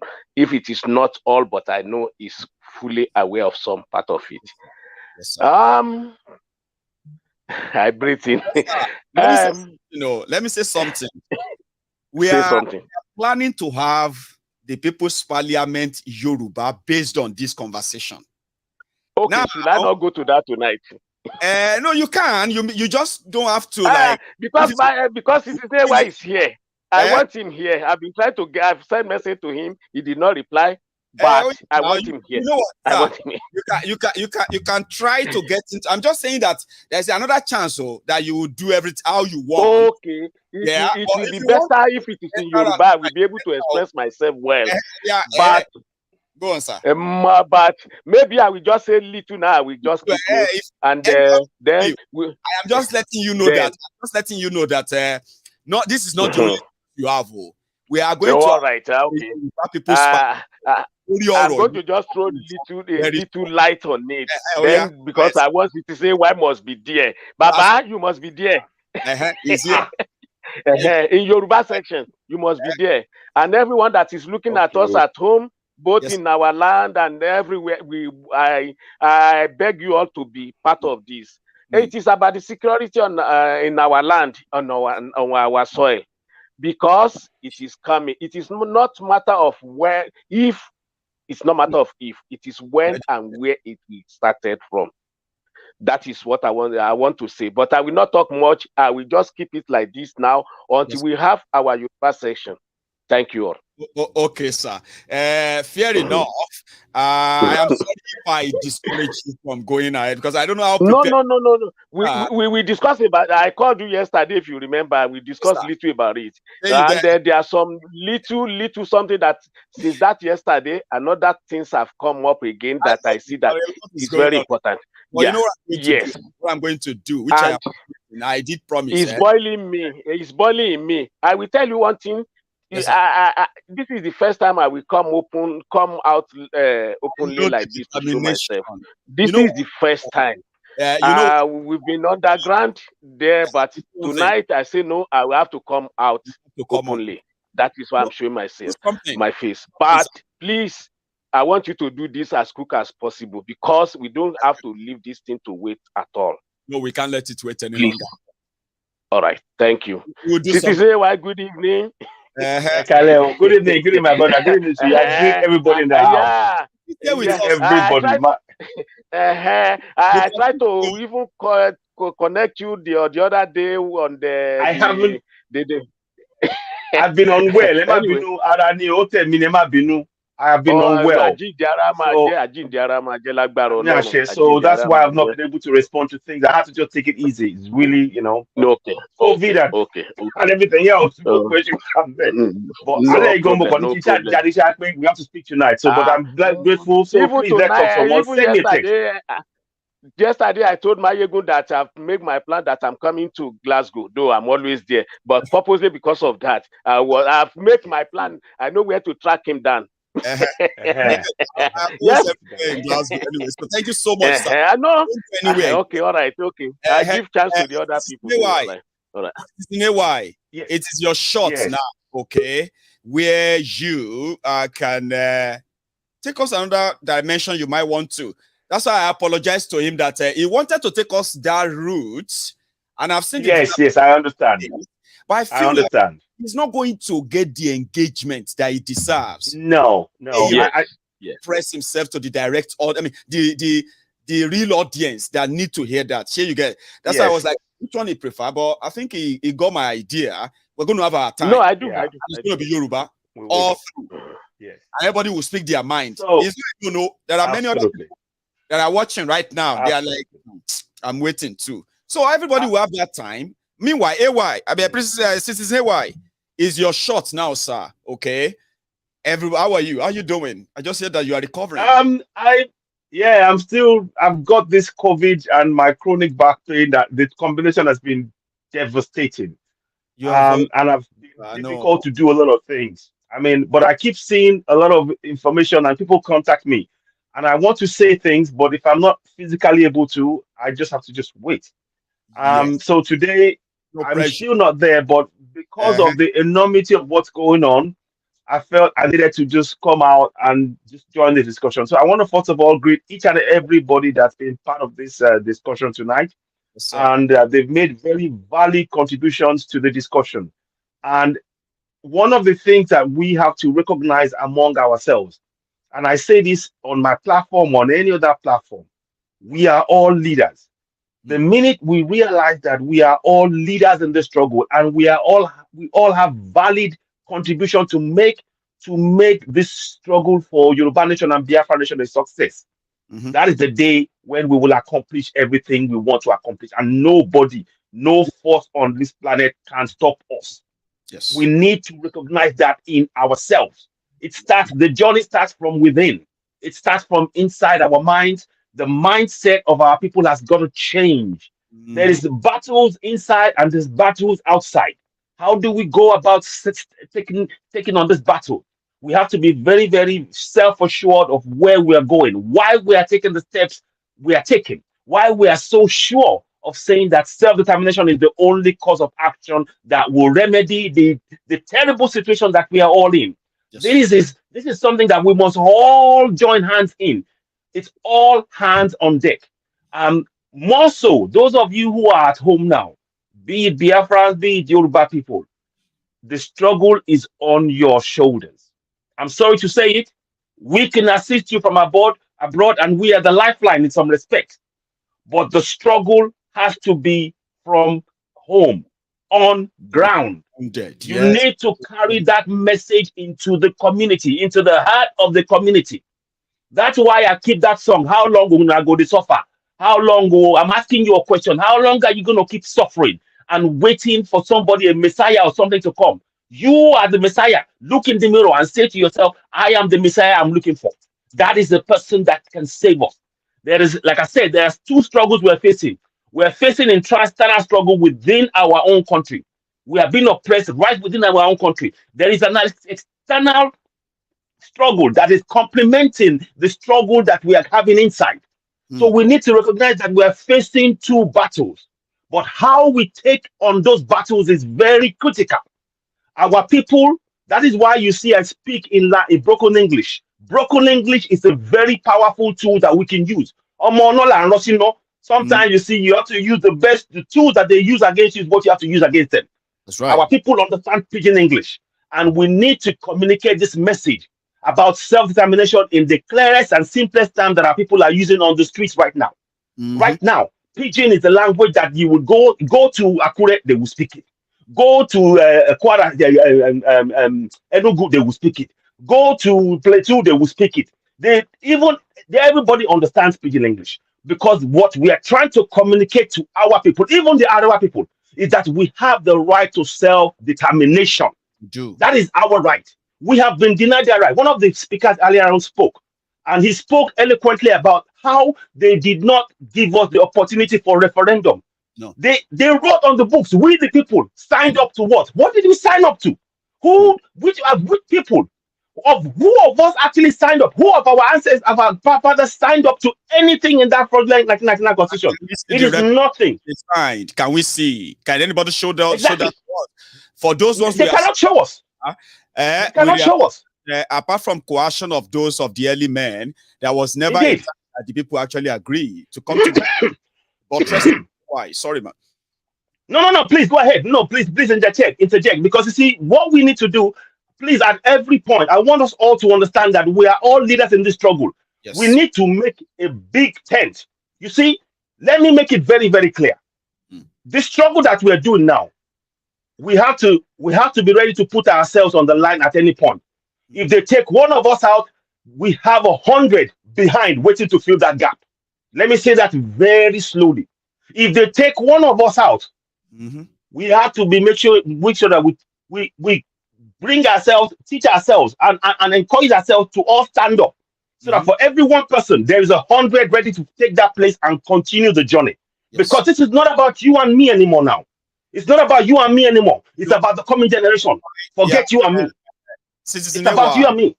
Yes. Yeah, that's why the idea, like you just said, now we need everybody on board, and you just don't bring everybody on board. You need to bring them on board a sort of a collective goal. Indeed, something they can relate with, and like you said, that we all have a role to play. Where everybody actually have a role to play. You know, this is not about saying. This is about doing. Do you get that now? Indeed. So Indeed. What people have told me many times, personally, especially when it comes to self-determination advocacy, right? We must know something, that we pride ourselves as Yorubas that we are intelligent. Sorry, why? We are educated. No problem. No problem. At least we are that. But we must know that when we talk about getting a Yoruba nation, right, we must make sure that the public projection, the image out there is the image of the true Omoluabi who knows what he's talking about, that is ready to attract other prominent, intelligent Yorubas. You see, we need to let people know that there's nothing wrong in people saying they don't want it. People can tell you they don't want something now because they don't understand it. That's perfect. That's fine. If you clearly, right, define what you are trying to give to them very well, it might surprise you how much this is actually what they wanted. But nobody has been able to explain. That's why we said, if all of us now do know that we have a role and we come together, we identify our roles, we take up our roles now and track those roles, right? We might be so surprised at the people's response as you are trying to advocate. The people will need to lead this. They have to own it. And I said something about I said, for it to succeed, we must make the people our allies, strengthening them, using the number, and giving them a purpose that they would, even if one die or one miss or one sold out, like you said, 100 are ready, because it's an idea, it's an ideology, a well clear one, that even those you never believe could tell you and say, sorry, Your Excellency, say, you are also part of this. I say, yes, no, I am. It's for all of us. Now, if we can attract such, we may disarm those who are buying guns and weapons to annihilate us. So, AY, I don't know if you see it that way. I have seen it many times. I see the logic in what you're saying. And one of the things, those who are trying to annihilate you with weapons by using the people as the most ultimate, you can't kill everybody who has an ideology that says we are going. That's it. That's it. That is it. So thank you very much for that interjection. And it's very, very important point there. And at that point, I want to state something. What we've done, I want to first of all say the struggle for Yoruba nation and what we have achieved up to this point, it's been fantastic. Amazing. We've achieved something. The people have been on. We are following that. But what we now need going forward is a structure. We need a clear structure that the people can look at and go, I see where they're going. I support them. Or I see where they're going. I don't support them. Here's why. Right now, people don't have that clear picture. Understanding of why I'm of it. And it's never going to be about attracting all negative things to a noble cause, and then in the process that could actually kill it from infantry. Indeed. We've done so well. Like, a lot of people have done so well. Man, people have been killed for this. So if we don't do something that people can easily associate with now, we can lose it all. I agree with you. AY. So I think one of the things that I'm looking for now is whatever structure, our structure from the ground up has to be very, very clear, and it has to be something that will allow every person that is Yoruba to be part of it. In terms of the organizational structure, it has to be clear. There has to be no ambiguities. Yes. It has to be something that people can see, and it has to have complete from the top, from wherever it begins, right into the communities. There has to be a thread of connection without leaving anybody out. Because when you leave somebody out, you're leaving a gap for the people who are going to oppress us to use it against you. So that is the structure that we are looking at now. So now, because of everything that's happened now, that doesn't mean we failed. No. We didn't fail. But what we have done is we've woken ourselves up to a certain level now. Now we now need to go the next step. And that next step needs strategy. It needs clear planning, strategy, and commitment. Yes. The battle right now is that the good work, commitment of the people who have brought the whole situation to this stage, we must make sure that they don't go up in smoke, where charlatans are going to eventually sort of burn the whole thing out of their ignorance. So we must make sure that that gain that has been made, that attracted millions of people all over the world, we've seen it in the last 2 years, AY, right, is not completely lost. That effort is where we need to let people know the truth. And at the same time, we should also give them clarity on what is next. Indeed. What are we doing? Where are we going? Is it going to be over now? Or is it all dead? No, it's not dead. That's why we said it's an ideology.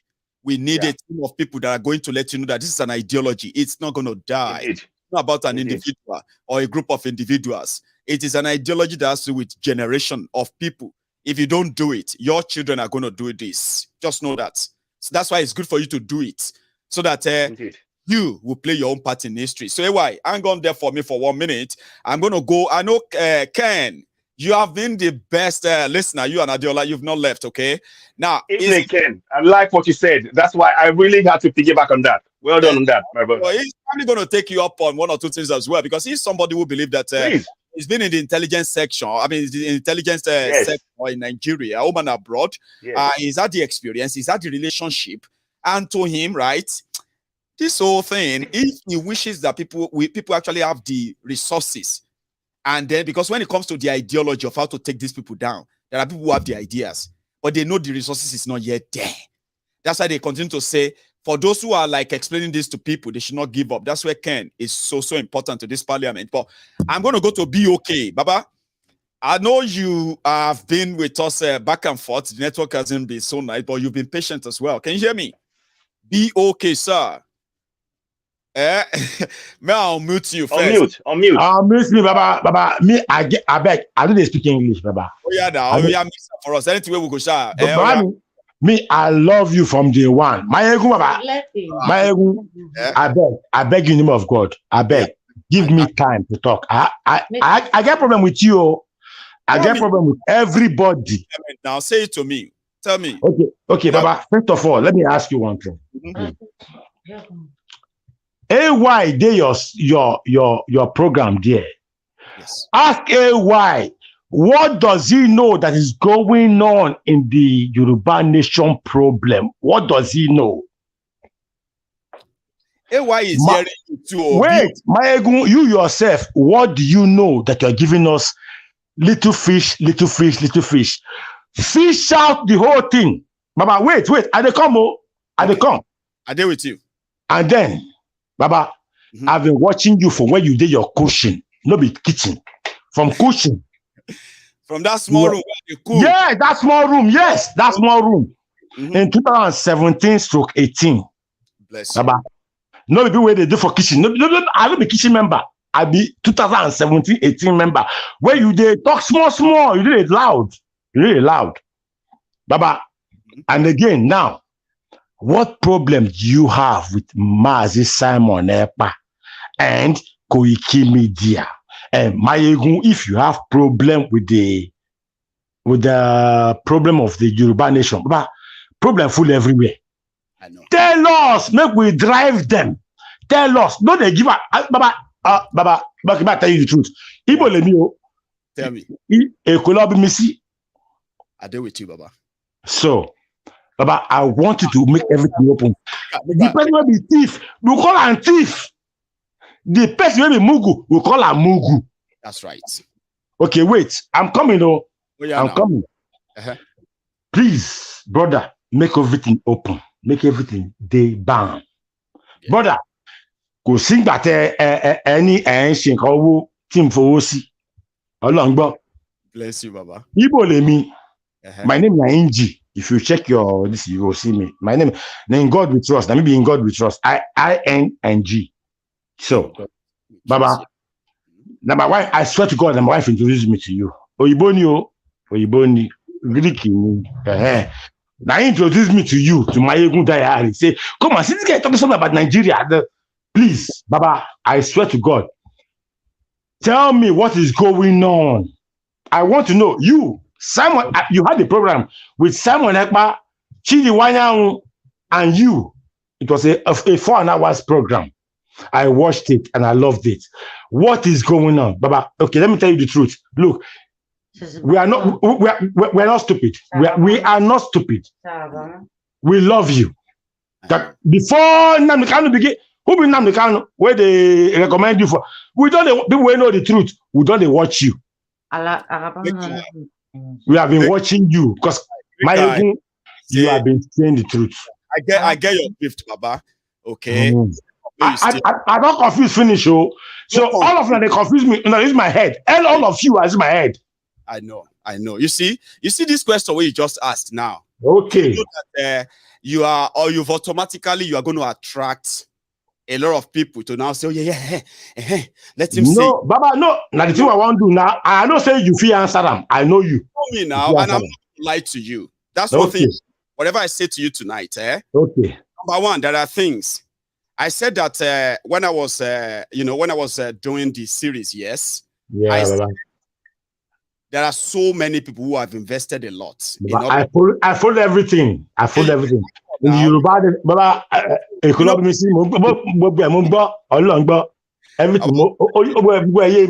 know worry. I go tell you. Just follow me like that. We'll have a chat like that, yeah? Okay. So this is why I said I have to be very careful as well. The way I say some things. Okay. Because I may have a good intention. All right. Because of what I know. Oh, hang on. Give me 1 second. Don't go anywhere. Everybody. No, I dare here.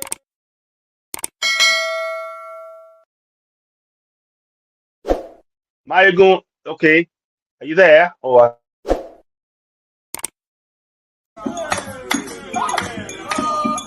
Hold on, is coming.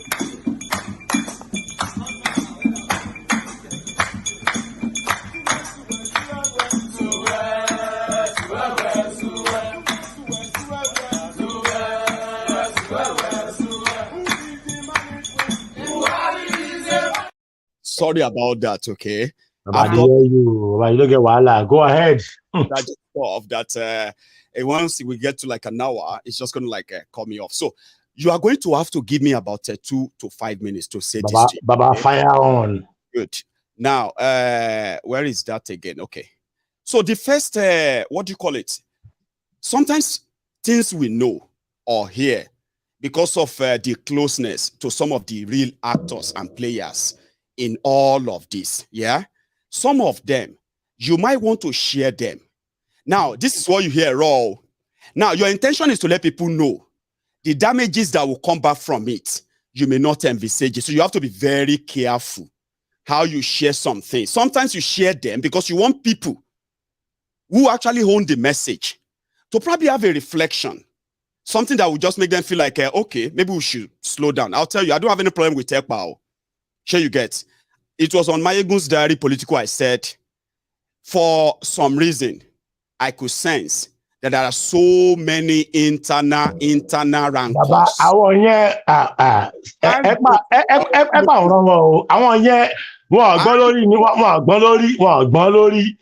they just come with their own personal intention. Baba, I've been watching some. I've never said anything against you. You have never said, but Baba, that day, jump, infiltrator, Baba. I said, okay, no problem, but you have your reason. There's nothing you will say that I will go against you. Already, you have your reason for everything. I tell you, I thought, I thought, you know, say we call it parliament, No, yes, I trust you. I believe you. No problem. Yeah, I'm not going to. Yeah, 1 second. AY. So what happened is this. Okay. The impression that I might have problem with any of them, I want you to mind, okay? There are some things that they will say disagreement of choice of decision. Sure you get. And you can say, I don't think, you know what I mean? I don't think that is ideal. Sure you get. At all. Normal. For people, you know, I believe that people who are like going to engage themselves in about, struggle, yeah, we must also be able to disagree without anybody feeling in any way. So to me, right, to me, the part of the one that actually really affects, which made me to speak out is this, okay? Before, sometimes in August, sure you get, some people made an announcement and they said, Yoruba nation is going to be declared in 2022. Now, to somebody like myself, that is misleading. Even if somebody wants it, sure you get. So, and I was like, when I check, the people making all these utterances, yeah, they are having the sort of a validation of those who never made such promises before, the people we know running the, you know, the affair of Yoruba this or that, sure you get. So then we were waiting that they would take charge and say, hey, it is true. And this is the plan of how it's going to be. Sure you get. But you know, because I'm closer to them, yeah? So I could easily tell when they are like taking something to, no, come on, don't say this in public. Oh. Then, you know, things that you believe that if they say in public, it's going to lead to the mockery of the whole thing. You know, something you will hear and say, oh, man, this one don't make sense now. Why are you going to say this guy? At all. So to somebody like me, it is the end result is that it is going to, when December come and people are not given the Yoruba nation. Now, what will happen is after that, it will become, first, it will discourage a lot of people. It will create a lot of acrimony and a lot of mistrust.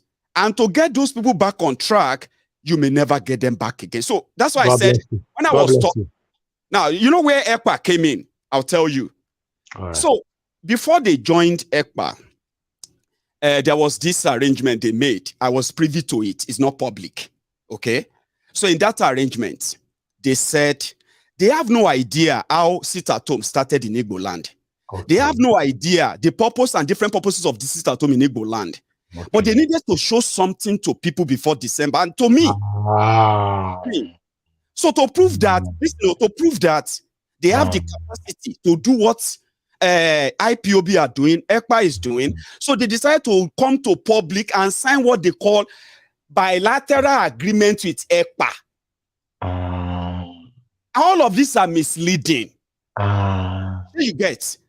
Normally, when ECPA speak, even Mazinam Dikanu, they speak not just about IPOB anymore. They speak about almost everybody now. They speak about almost everything. Exactly. We all do. But when you are misleading people, now, if it was just about misleading, like they said they will give them in December, I wouldn't have said much. But you know something? They were recruiting our people, promising to give them some money to go and create havoc here and there to prove that if Yoruba nation doesn't come by December, it is because Nigeria want to stop them. Now, they want to model something. After what the IPOB, the sit-at-home, every other thing going on in the East, but they don't have the resources. It's misleading. Okay, my egun. If my they can not go that far, I don't have any. That's why I say it's not a competition. I'm not fighting anybody. Do you understand that now? So if things get to a stage that to prove to our people that they are doing the right thing, we must start showing some level of violence.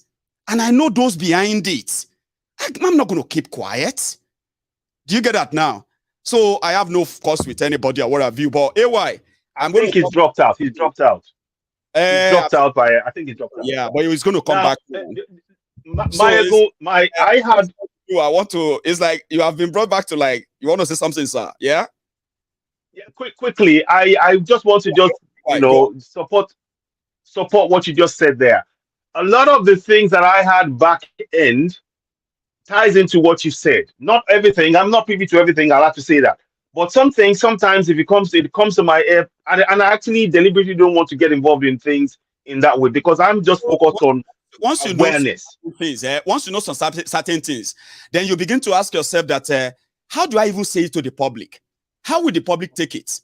Won't they feel like, oh, this is so discouraging? I'm done. I'm not interested again.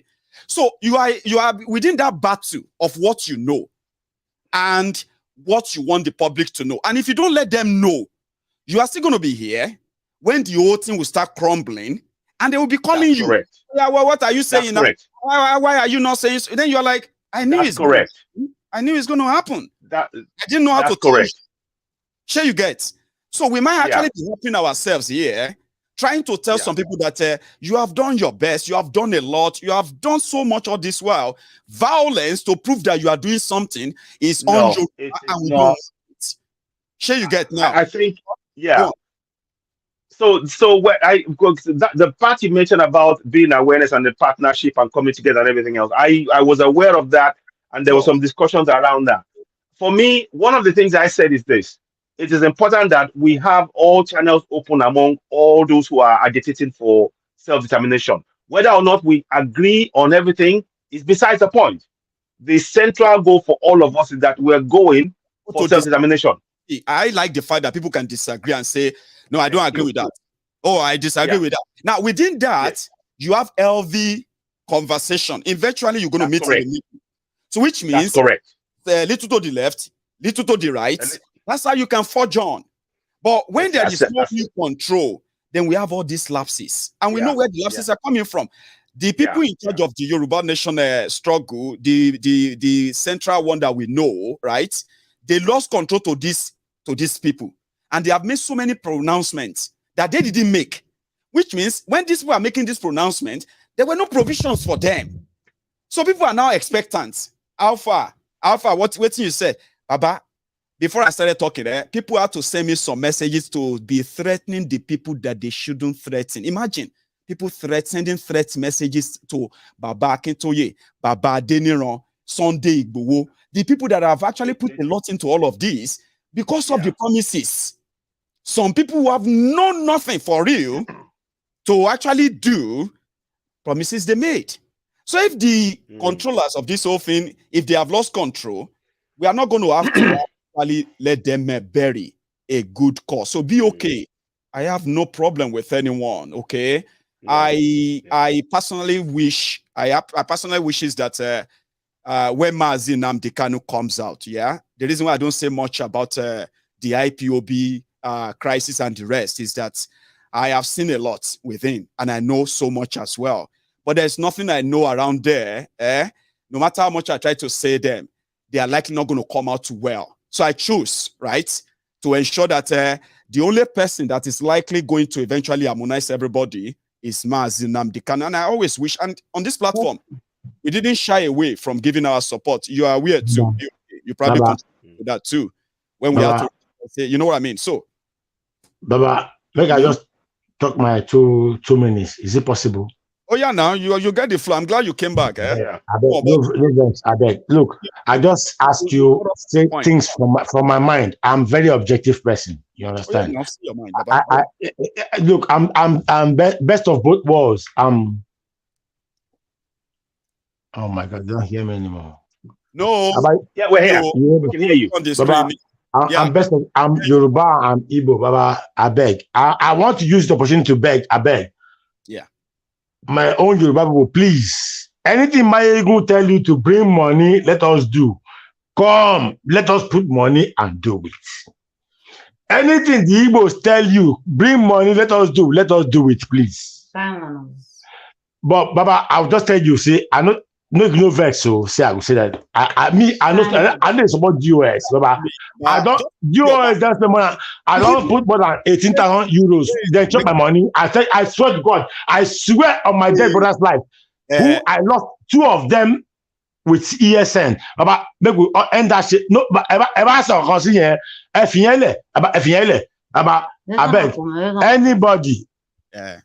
Make we just. Anything where my ego talk, now my ego, I say, Baba, I don't go lie for you. I know they see Igbo, I know they see Koiki, Baba, now you are the see. I know. Anything you tell people to bring money for, let us do it. Let us do it. Once and for all. Once and for all. It will work. But you didn't answer me about Koiki level. I don't know what's going on, brother. I love you so much. I love these guys, but still, I didn't get answer. Baba. See, be okay. Yeah, Baba, I hear you. Your madam, they there, Abi. Yes, she did. Baba, wait.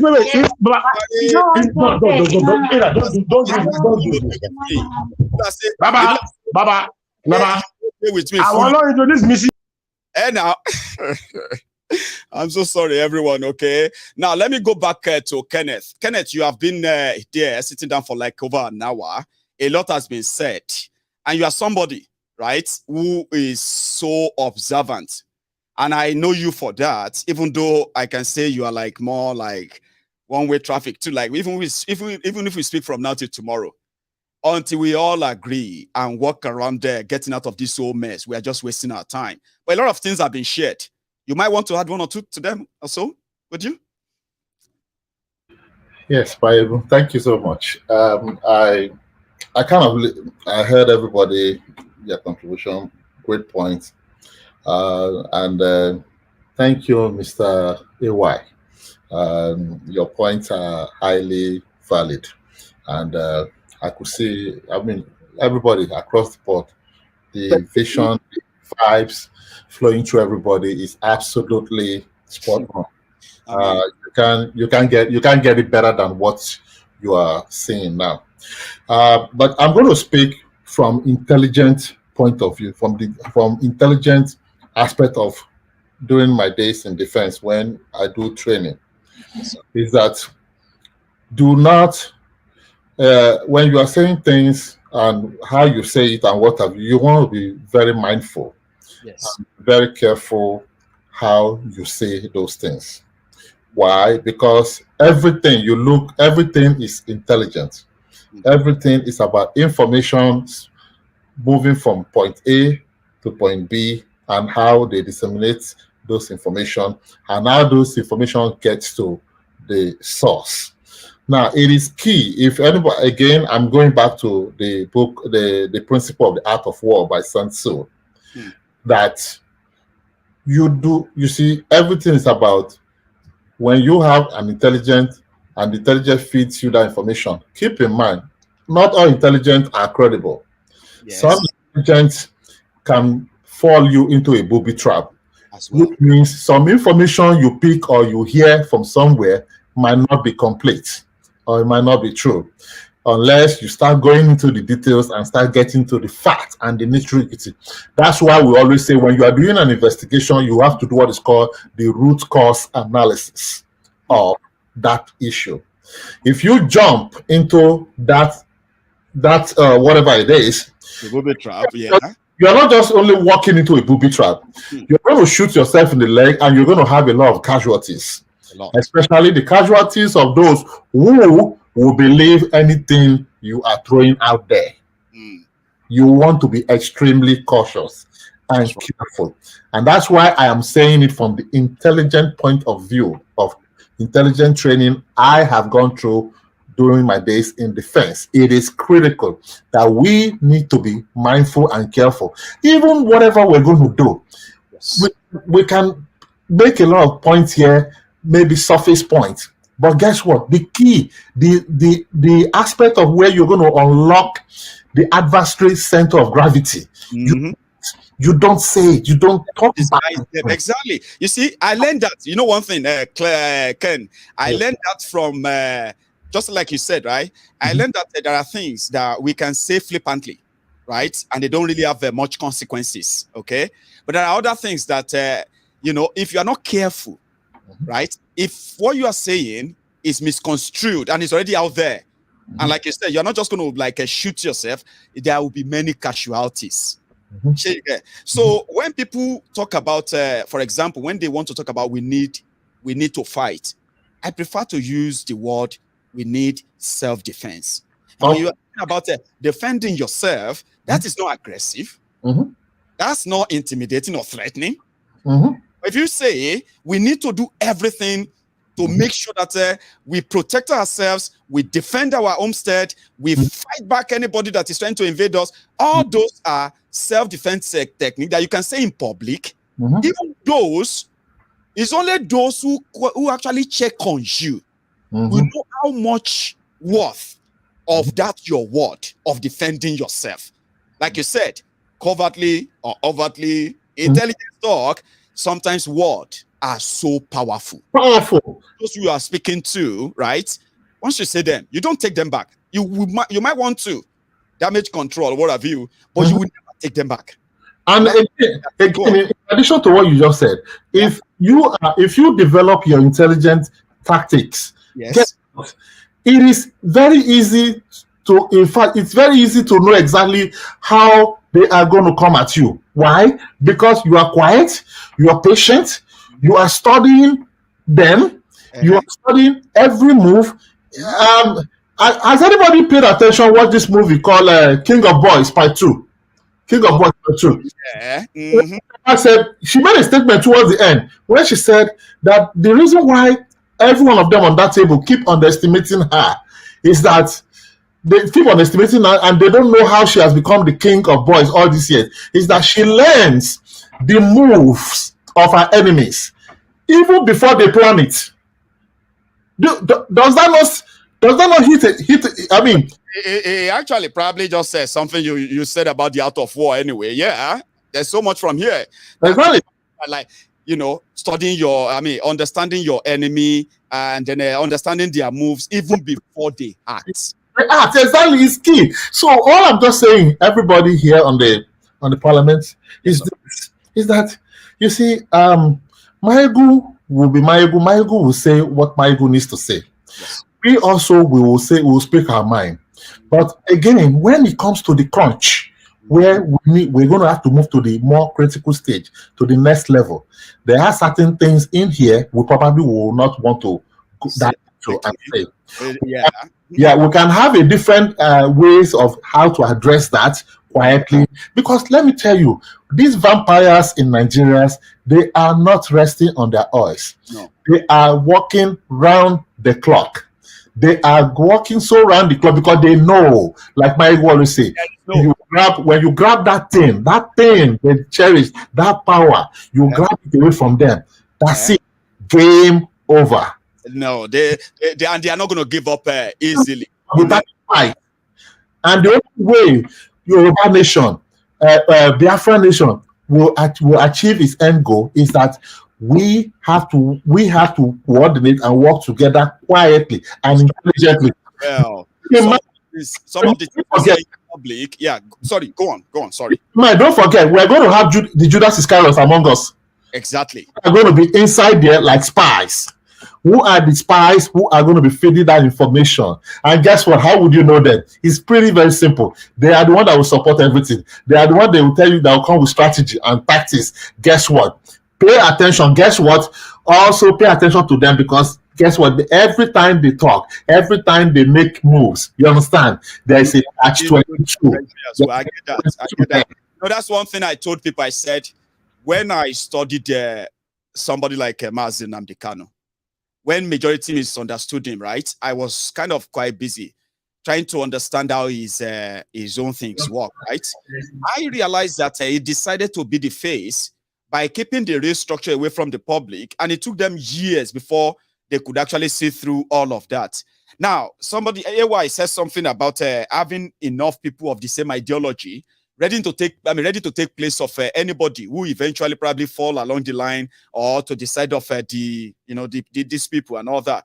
So yeah, I strongly believe that a structure that makes everybody replaceable will make it difficult, right, for any kind of Judas, like you said, the Iscariot among us to even last, because wherever you found yourself, there are many who are ready to replace you. Once you begin to go against what everybody actually stands for, it won't take time before they will exempt you from the whole thing. So Sanuruddin Abolore and be okay. Sanuruddin, I am going to come to you in a moment, sir. I know be okay. Madam was there earlier. I just want to say hi to her, and I want to say thank you for helping me to manage you when it comes to this political, political conversation or self-determination. How are you? I'm fine. Thank you, Michael. Thank you. First of all, I want to thank you for all these years that you are enlightening all the people. And not only Yorubas, not only Igbos, not only Nigerians, all over the world. And I'll tell you one thing, and one thing only. Exactly. You are a great man. Oh, thank you. And I'm very happy for what you're doing. Not because of your people are praising you. I am an outsider, but I'm seeing inside out. And I'll tell you the truth. Nnamdi Kanu mentioned you not for just a joke, for a purpose reason. You have that leadership element, but at the same time, you try to take your side and try to relax you and try to waste everything.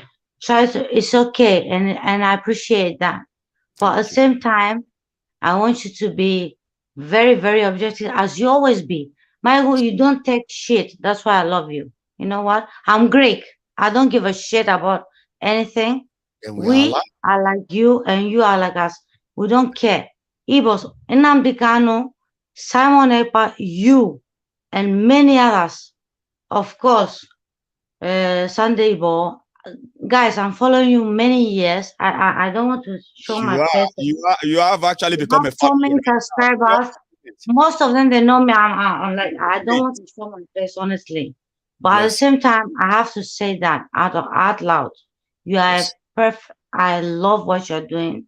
Thanks. And please, don't take any side for now, because to say, like honestly saying, we can analyze from here to next year, but we don't know who bring the first spark of any movement or any, I will not say revolution, but any spark or any lightning that will bring out a solution. After all, you are trying your best, but you can never know.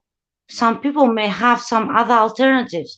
Let's fight from every corner and let's not cancel and castigate anybody until we find out their own real potential. and we'll find out that true. That I love you, Michael, because you are truthful, you are straightforward.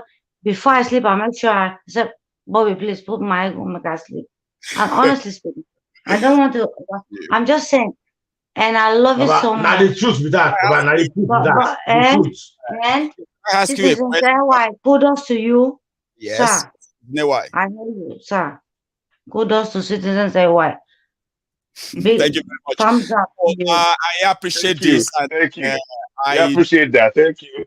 Yes, I appreciate that. We should have Oduduwa Nation, Yoruba Nation, very soon. And Biafra Nation. You deserve it, you need it, and you have it. Whether anybody like it or not.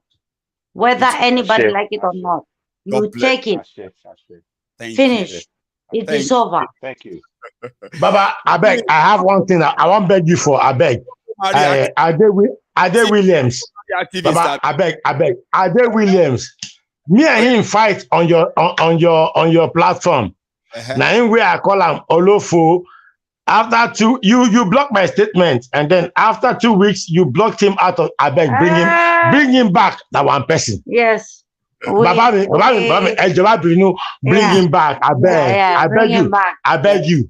I beg. We are one. I'll do something. Ade Williams, bring him back. You know, yes. I know. I'm begging you, please bring him back. Now our person. We forgive him. The two of you, okay. Thank you very much for being part of this. Now, me, they fight that fight where you block him. You block him. You delete my own. You delete my own statement. Please bring him back. I beg you, name of God. I beg you. Okay, I don't hear you. I'll go do it. We love you, Michael. Michael, we love you. We love you. Yeah, I saw it. Nice one, Baba. Baba. Thanks a lot. Thank you so much. That's a nice one. I'm very, very sorry that it seems that we just went on with that. So, Elder Olaoluwa, you are going to be you're going to speak soon, okay? But I'm going to Sir Nuruddin Abolore. Sir, thank you very much for your patience. It is what it is on the platform tonight, and it's a pleasure having you. How are you, sir? I'm very good, Michael.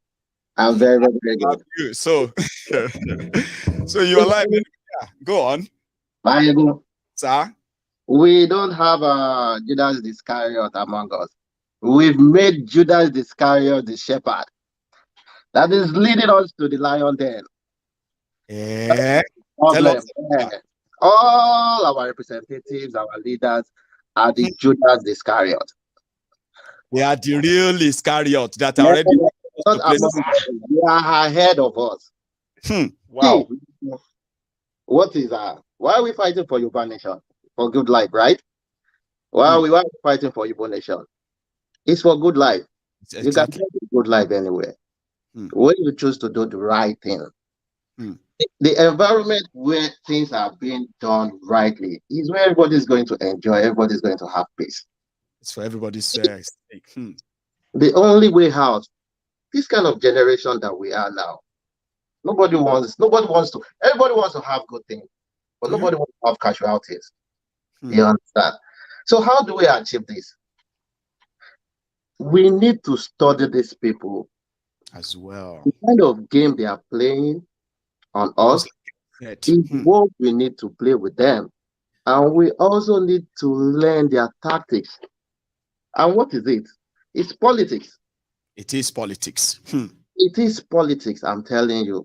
And how can we achieve that? We need to start using all this kind of a platform to start telling our people the needs of picking very, very good individuals among us, like grassroots individuals. I'm from Ijebode. Oh, Baba. From Ijebode.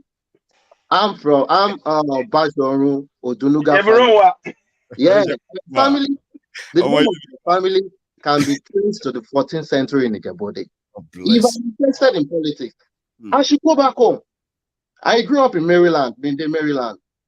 If I'm interested in politics, not in Mende, Maryland, I should go back home where my roots is. Your root is. Trace my generations. Because if I should take a political post in Lagos, I can choose. I don't have connections with them. I can choose to betray them. I can choose, even though I'm a Yoruba. You understand? That is what we need to teach our people. If somebody is taking a political post from Oshodi, let him be from Oshodi area, Lagos Island. Let him be someone from that area that his generation can be traced as well. Like, this is our son. We are picking you to go to Abuja to go and represent us. Nobody want to fight.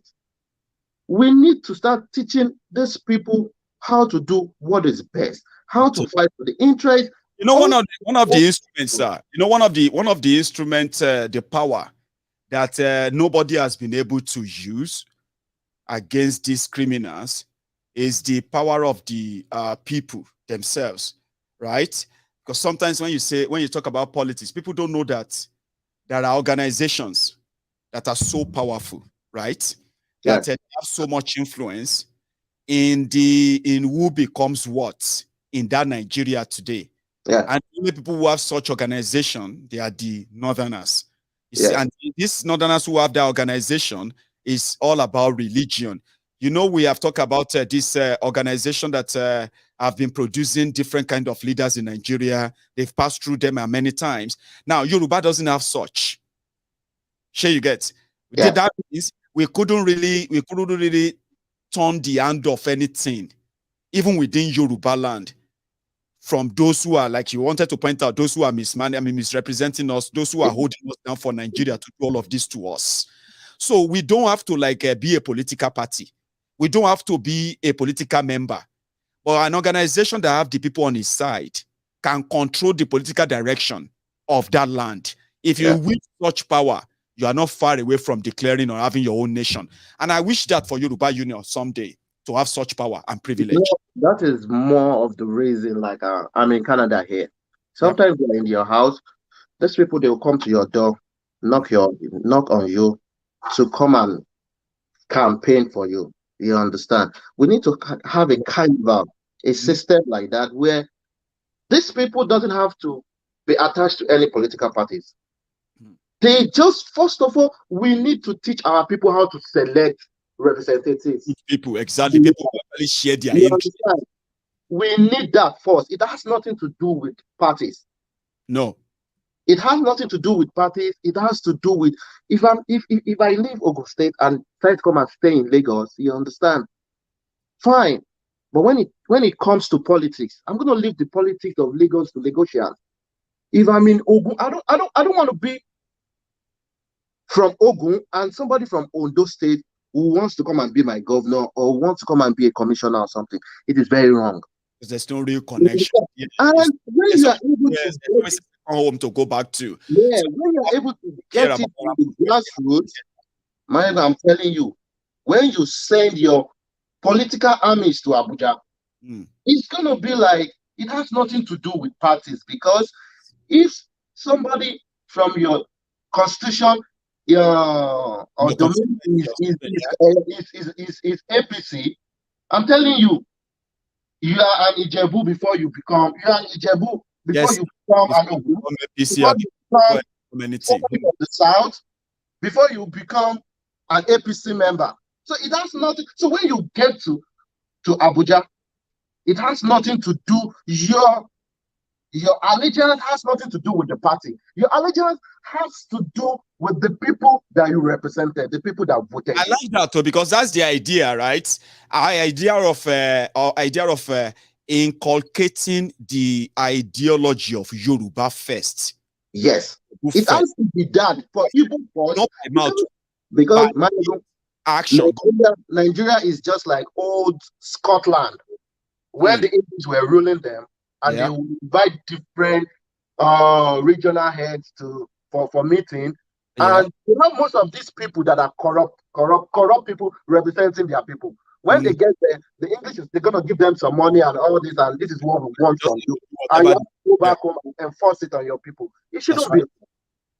So when you have your own people that have you at mind, representing you there, I'm telling you, you're gonna force these people to do the right thing. It's gonna be a different. Doing the right thing. I'm telling you, they will be the one that will tell you that enough is enough. We don't want we don't want this Nigeria again. Yeah, that's the work that even us, we don't want this Nigeria again. Exactly. You need to force people out to do the right thing. And you need to start that from your basic, from your foundation. Look at the issue of the one of the presidential candidate. Nobody knows. Most Nigeria doesn't know where he came from. His record, everything. Nobody knows. Look at the present president. It was that they got to know that he's from a neighboring country and all that. How do you expect these people to be loyal to the country, to have their allegiance to the country? First of all, we need to be very, very careful. For them, of the people with so much treasury, so much wickedness, and that's been the story. You know one thing, sir. Let me go on to Saolaolu because our time is now, so then I can give everybody a chance of just to say their good night. So Elder Olaolu, how are you, sir? I hope your system will work tonight, sir. Can you hear me? Elder. Let's see. Please unmute, sir. Elder. Everyone on mute, oh.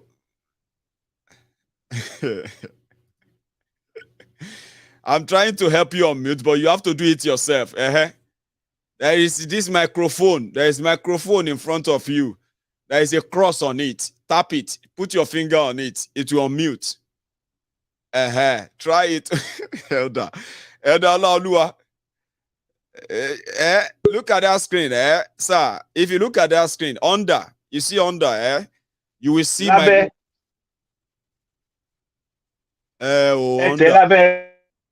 abe microphone níbẹ̀ tó ní cross lórí báyìí.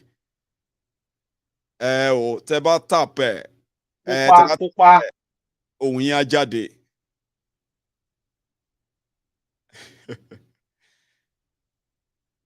Elder mani láti lọ lo Google láti fi figure kìíní out ni o. Ìrònú ti fẹ́ dorí àgbà kodò báyìí bàbá. Ẹ máa tẹ kíní pupa yẹn ni. Pupa tó wà lábẹ́ ẹ ti get. Okay now. Elder, how are you, sir? Loud and clear. Elder Olaoluwa, sir.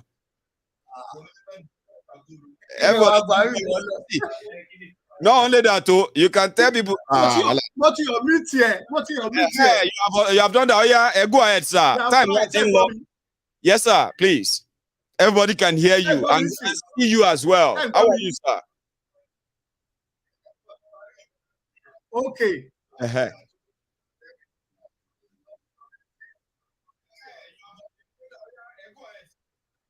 Elder, it's on the screen. You are now on the screen.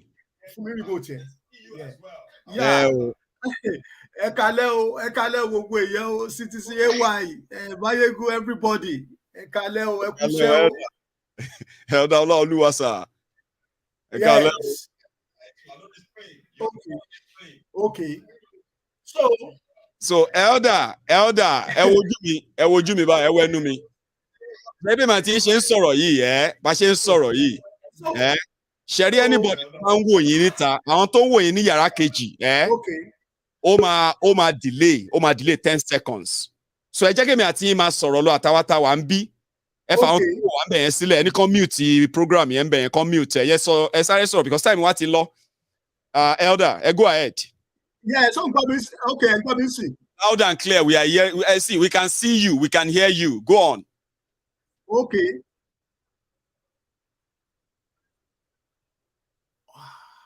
Wow. Okay. Elder is like, wow. She didn't figure out, no. All right. Okay. So, it was yes. So, yes. Everybody say okay. So, it was Wala ti wa. I didn't check Elder the rest. He let it show already anyway. So, networking. Yeah, Adeola, I think you might want to have 1 or 2 things to add right now. Yeah.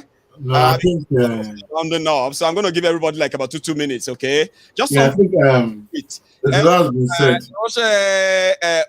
You see that way in the Kokole first sorrow. We'll wait for the day. They go the D-Day.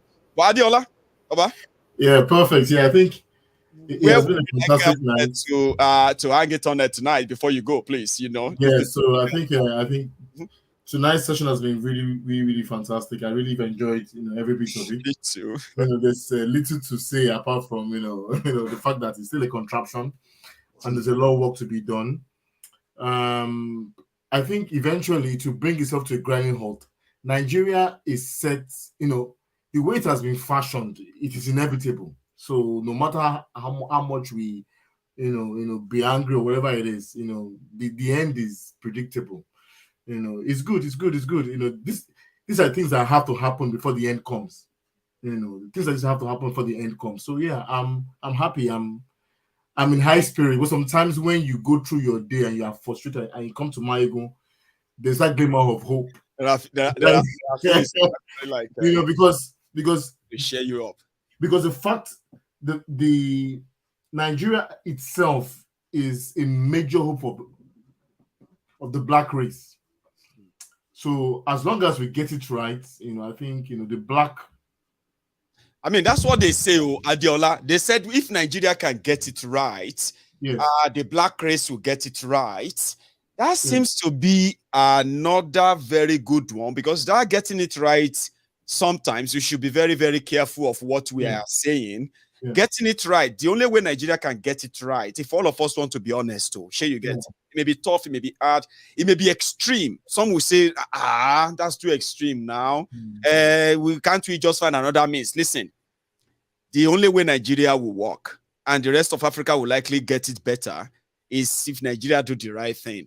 Let those who are currently forced to be part of Nigeria, right? Let's give them the chance to decide if they want to be part of Nigeria or not. Yeah. I mean, under what condition would they want to continue to be part of Nigeria? All this conversation is what they don't want to have. Now, without having this conversation, right, there is nothing like if Nigeria gets it right, we're going to get it. I mean, Africa is going to get it right. If every nation forced to be part of Nigeria today, if they continue to be forced together under these so much differences, right? Yeah. We can wish for all the best in this world for Nigeria, right? Yeah. But if wishes were us, Adiola, everybody will, fools will resonate, Baba, see, we said it before, because you have melanin in your skin, does not make us a monolith. We are not a monolith. So because, you can have a nation of 4 million people, 3 million people, 500,000 people. It is not, it is not impossible. And as long as you keep people in that contraption, the inevitable will happen. Eventually. It is destined for an implosion. But my own school of thought is the fact that I pray that it won't affect people that are innocent. There will be an implosion with the ruling class. Something has to happen to them, whereby there will be an implosion. My own is that I don't pray.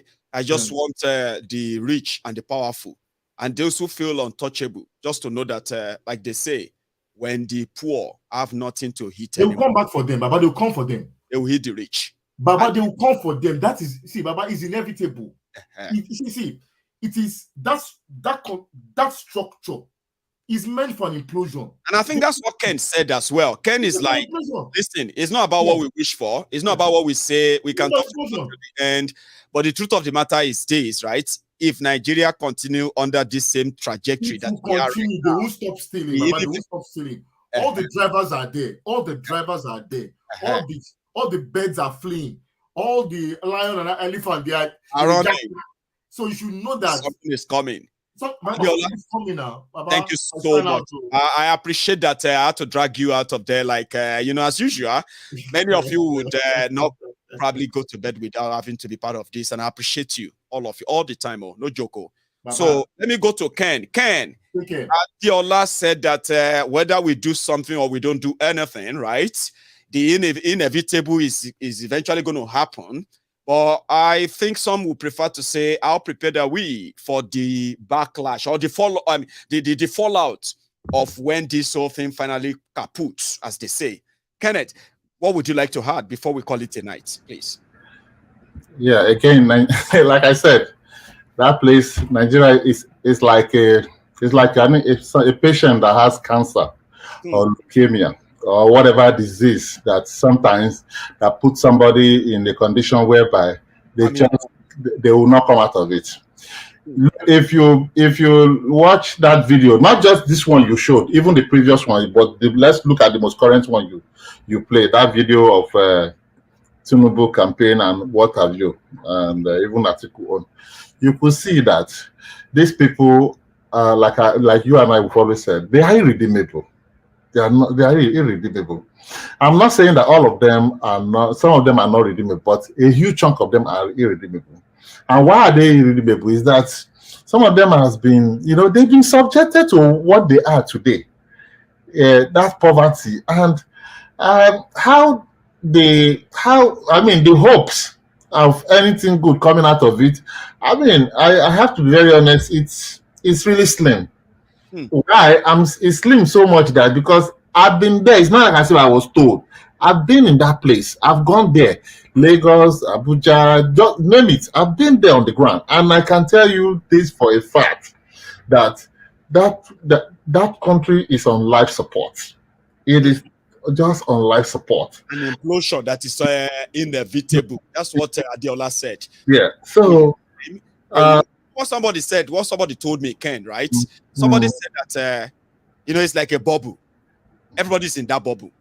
But to get to a stage whereby more and more people are in that bubble, getting into that bubble that Nigeria is creating here and there, left and right, giving people some false hope here and there. Okay, now that bubble is taking in a lot and lots larger than it can take or care for.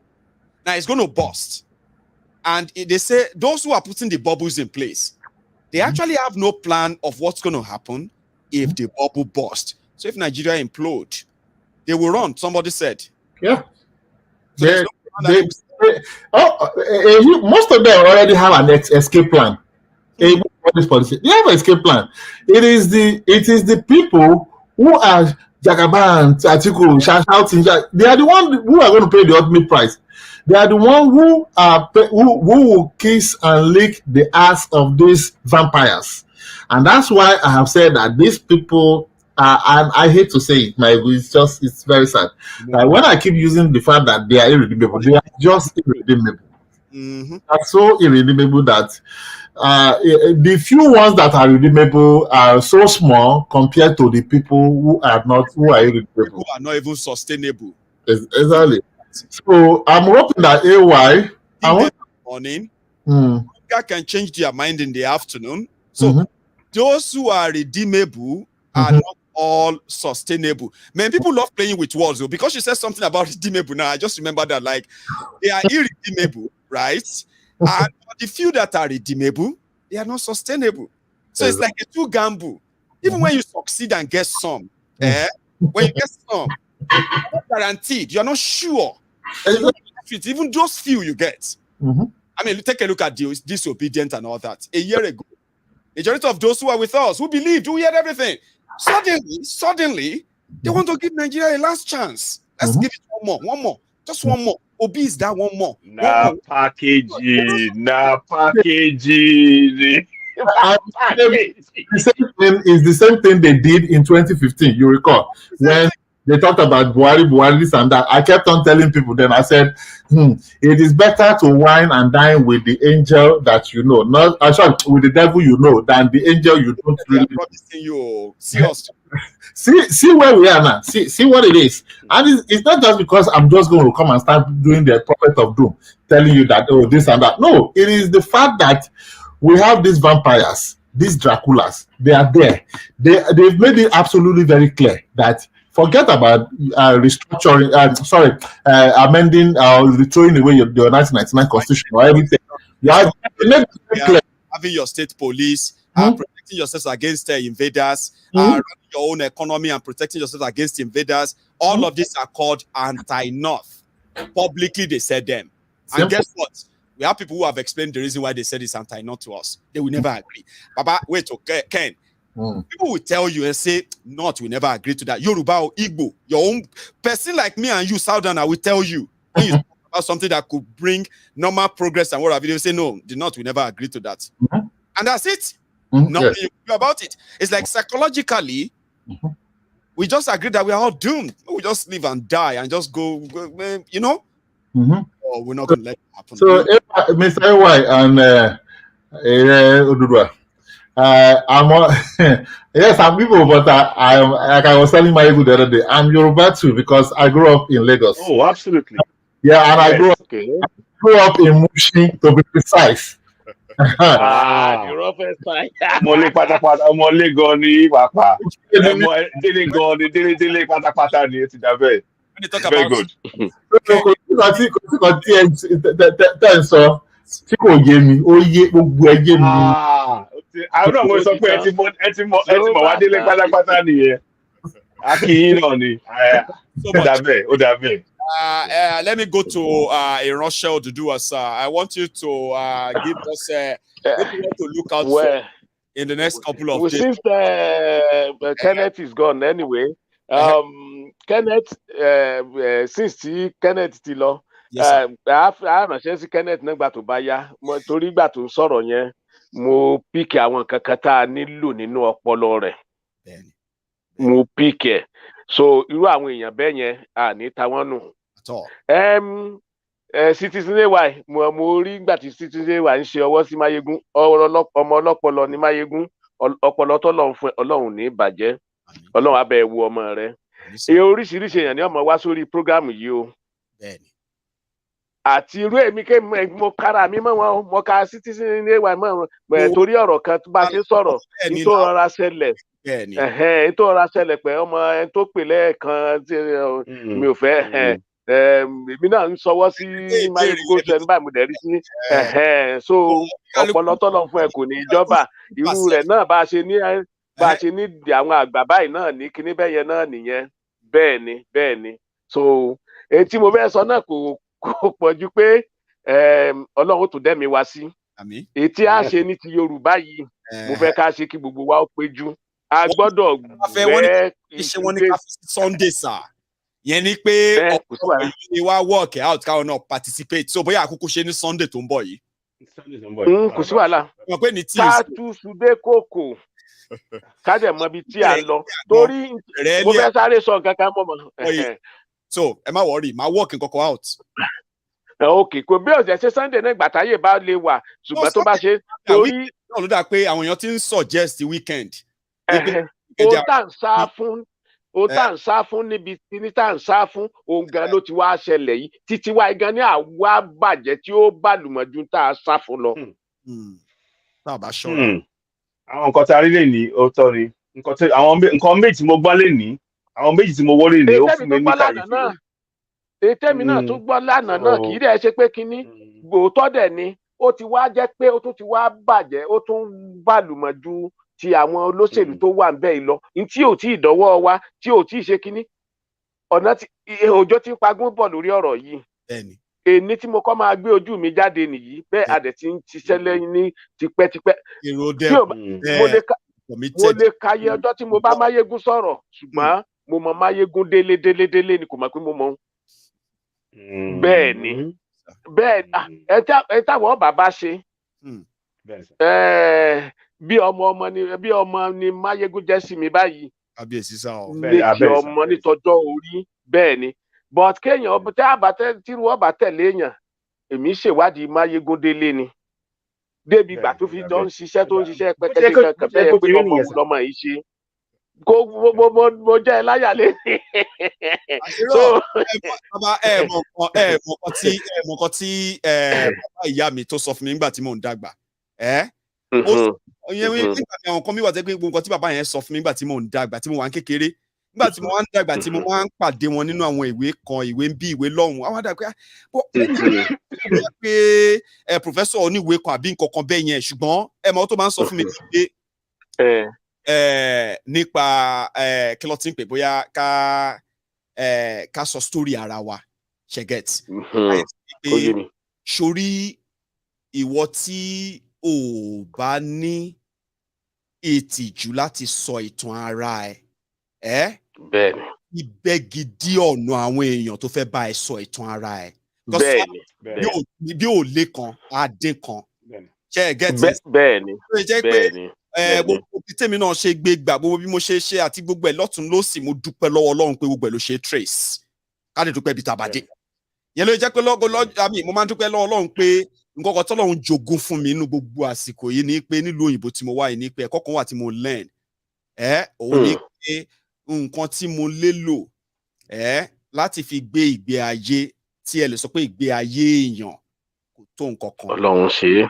báyìí ni so tí bá ti bẹ̀rẹ̀ sí ní ńlá mọ ọ̀kánjúwà ni ọ̀kánjúwà dẹ̀rẹ̀ a máa gbéyàn dé láàárọ̀ kùtùkùtù a gbé sí òkè ayé ṣe tí ilẹ̀ bá ti ṣú tí ilẹ̀ bá ti wọ̀ báyìí ìwà tí ẹ máa jọ wọ̀ ni bàbá ìyá mi ló sọ bẹ́ẹ̀ fún mi. ó tán nìyẹn bá díẹ̀ ní à ń pè bá díẹ̀ wọ̀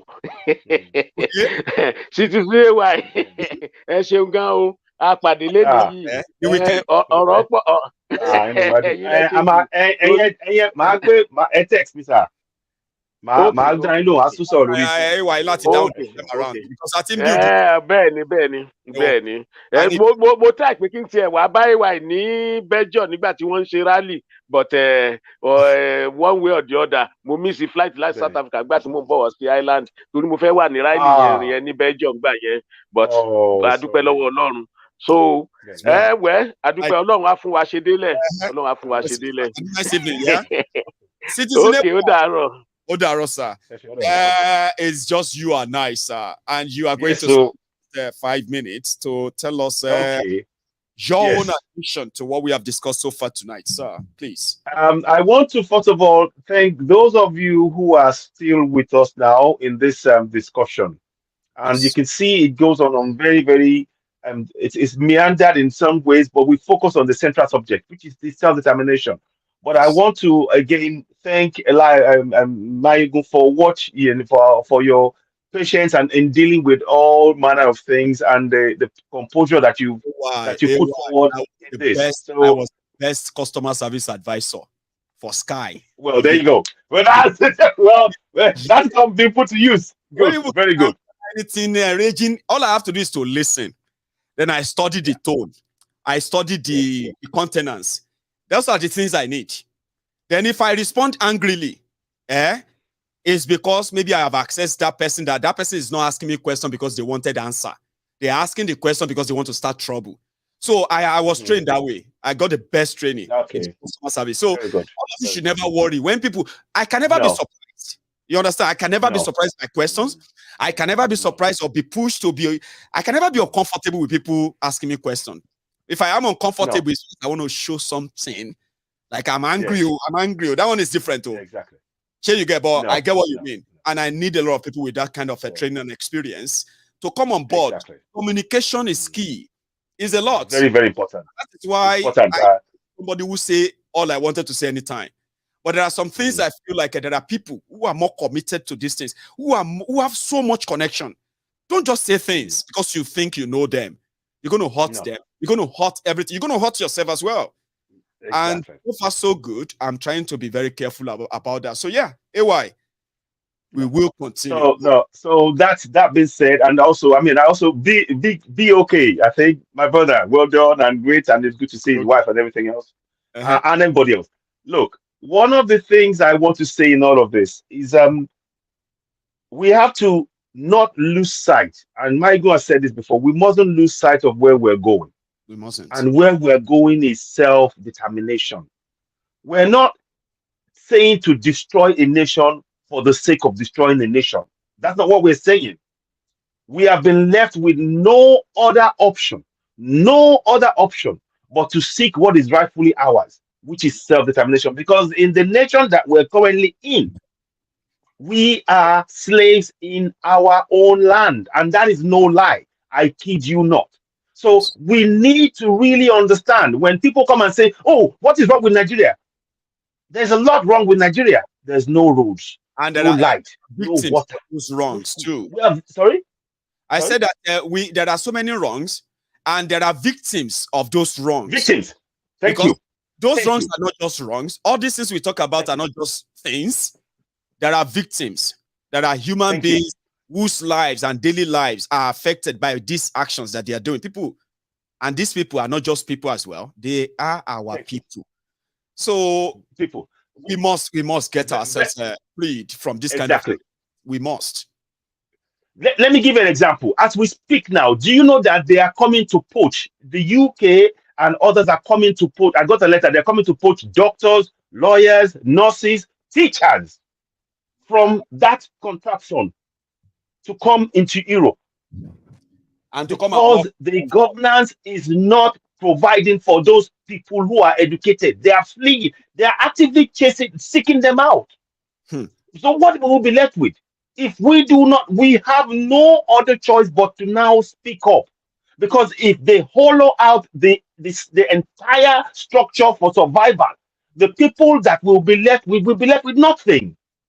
And that means that we're ripe for people to now literally take that place over. So we have no other choice now than to go for self-determination. We literally have no other choice. But our task now, as those of us who are committed to this self-determination, is to awaken those who are at home and tell them why they have to join in this struggle for safety and security. Most important, safety and security within our community. If we do not protect the community, there will be no community left. And that is what we are trying to encourage now. So every community, vigilante groups within the community, you have a right to self-protection as under Section 33 of that fraudulent 1999 Constitution. We know that Constitution is a fraud, but we are going to use the relevant bits of it to protect ourselves until such a time when we can activate self-determination via a referendum. And then we decide with our own fate, our own hands, whether we stay or we go. That is a right that we must not throw away. Yes, we want to see it is in a way. Thank you so much. Okay. I actually so appreciate you. You stood with us for almost 3 hours. I know. I've been coughing away in the back here, but I thought, you know what, let's just do this for now. And I'll recover tomorrow. I won't be, I was expecting that you have some fluid with you there, like a water and all that to drink. And I was kind of. I came out like and I thought I'll go and drink some tea now when I get inside because I know it's a bit. Because on the side, I was like, oh my God, he's so strong. I have seen you and I've met you one-on-one, and I can tell that you are one of the strongest people I've seen compared to what you have been through yourself. You know what I mean? So thank you so much for tonight. And by the time we actually meet on Sunday, I do hope you will be stronger enough and healthier than this. So that you can give me time. I'm hoping. Yeah. That day you will know that I thought this Mayegu no get patience. That day you will see me just here, just listening to everyone, answering what I could answer, or listening to suggestions. And some of you should be prepared for some shockers. When I say shocker, I'm talking about things that you think you know, and things you probably don't know. That some people are just going to spring up. One of the things, and they're just going to surprise. One of the things I ever say is never presume to know everything. Never presume to know everything. Nobody knows it. We are all learning. Thank you so much. I appreciate this. It's wonderful.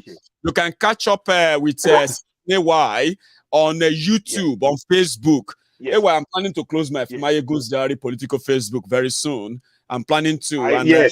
It's just that there's so much connection with that page that I have already decided to unpublish it. Facebook has taken away over 90%, over 96% of my viewers. That's what's happening to me. My page is it's just dropping the numbers every day, and I'm beginning to just think, there's no point. It is of no real value, but the connection I've built on that platform for 7 years is massive. So anyway, we might have to kiss it a goodbye someday soon. But however, you can catch Citizen AY on Facebook. Search for Citizen AY on YouTube. Subscribe, and please, guys, valuable people like this deserve so much support. And Citizen AY, you are coming with us on this journey as well. You've been there. So that people like yourself deserve the real attention and support that you need when it comes to what you are offering. I've said this many times, but we probably would finally have a platform where you can actually have your proper audience, no longer searching for them. You know what I mean? You have them there, ready-made and waiting. Okay. Join us on that Telegram. You'll get to find out what I'm saying, okay? We intend to do and make that the data pool for everyone who is going to join us on this journey. You're not going to suffer any kind of untoward apathy of those who should be listening to you. And we're going to build that together. Okay? Thank you. Citizen AY. You should have a good one. Thank you. Thanks, Michael. Yeah. Bye-bye. Now, this is where we're going to draw the curtains tonight. I appreciate everybody who joined us, who contributed to the conversation, okay? From tomorrow, the convoy is going to be more updates on our family food support program for this end of the year in Yoruba land. To everybody who has been very much contributed and supportive, we say thank you. We are moving to the stage of procurement and sorting now. Now, after that, we're going to move to the stage of volunteers, those who are going to join us in distributing all these good stuff that we are putting together for our people. Now, you can find a way or a role that you think you can play.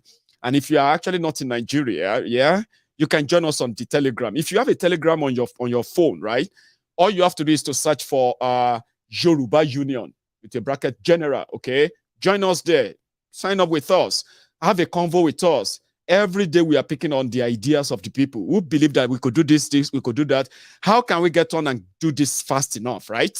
Ideas of other people. And indeed, people who volunteer to help us make all this idea a realistic, make all this idea realistic rather, right? Thank you very much for your time. And yeah, I'll see you some other time. Thank you so much and good night from here.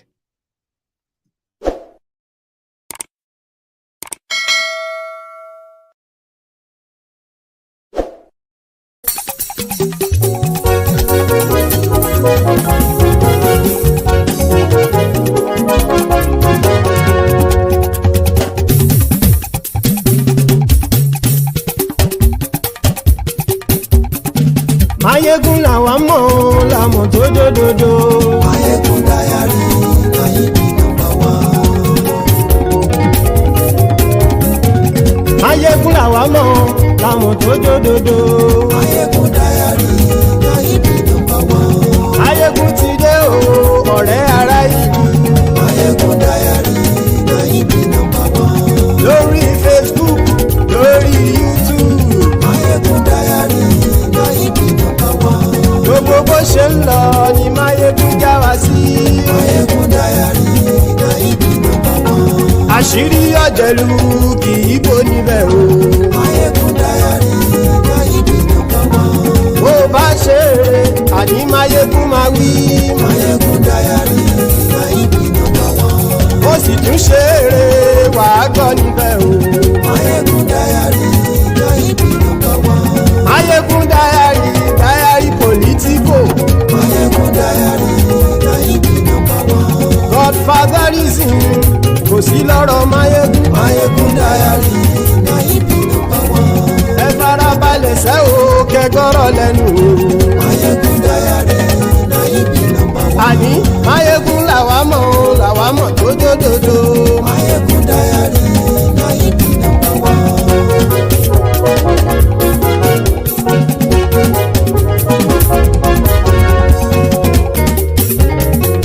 Àní ẹ̀sùn rákì. Mayegun ti dé. Mayegun ti dé. Ọ̀jẹ̀lú ẹ̀sùn rákì. Mayegun ti dé. Àní ẹ̀sùn rákì.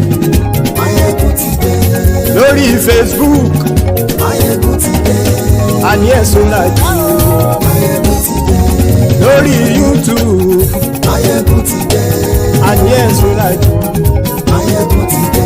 Bọ́ bàbá gbé wúrẹ́. Mayegun máa wí. Àní ẹ̀sùn rákì. Mayegun ti dé. Ijó ìgbádìyẹ. Mayegun máa wí. Àní ẹ̀sùn rákì. Mayegun ti dé. Pẹ̀sìdó bá rúfin o. Mayegun máa wí. Àní ẹ̀sùn rákì. Mayegun ti dé. Kí gómìnà kówó jẹ. Mayegun máa wí. Àní ẹ̀sùn rákì. Mayegun ti dé. Ọlọ́pàá ti ń gba rìbá. Mayegun máa wí. Àní ẹ̀sùn rákì. Mayegun ti dé. Aṣòfin tí ń rúfin o. Mayegun máa wí. Àní ẹ̀sùn rákì. Mayegun ti dé. Òpùrọ́ olóṣèlú. Mayegun máa wí. Àní ẹ̀sùn rákì. Mayegun ti dé. Ọ̀jẹ̀lú ẹ̀sùn rákì. Mayegun ti dé. Àní ẹ̀sùn rákì. Mayegun ti dé.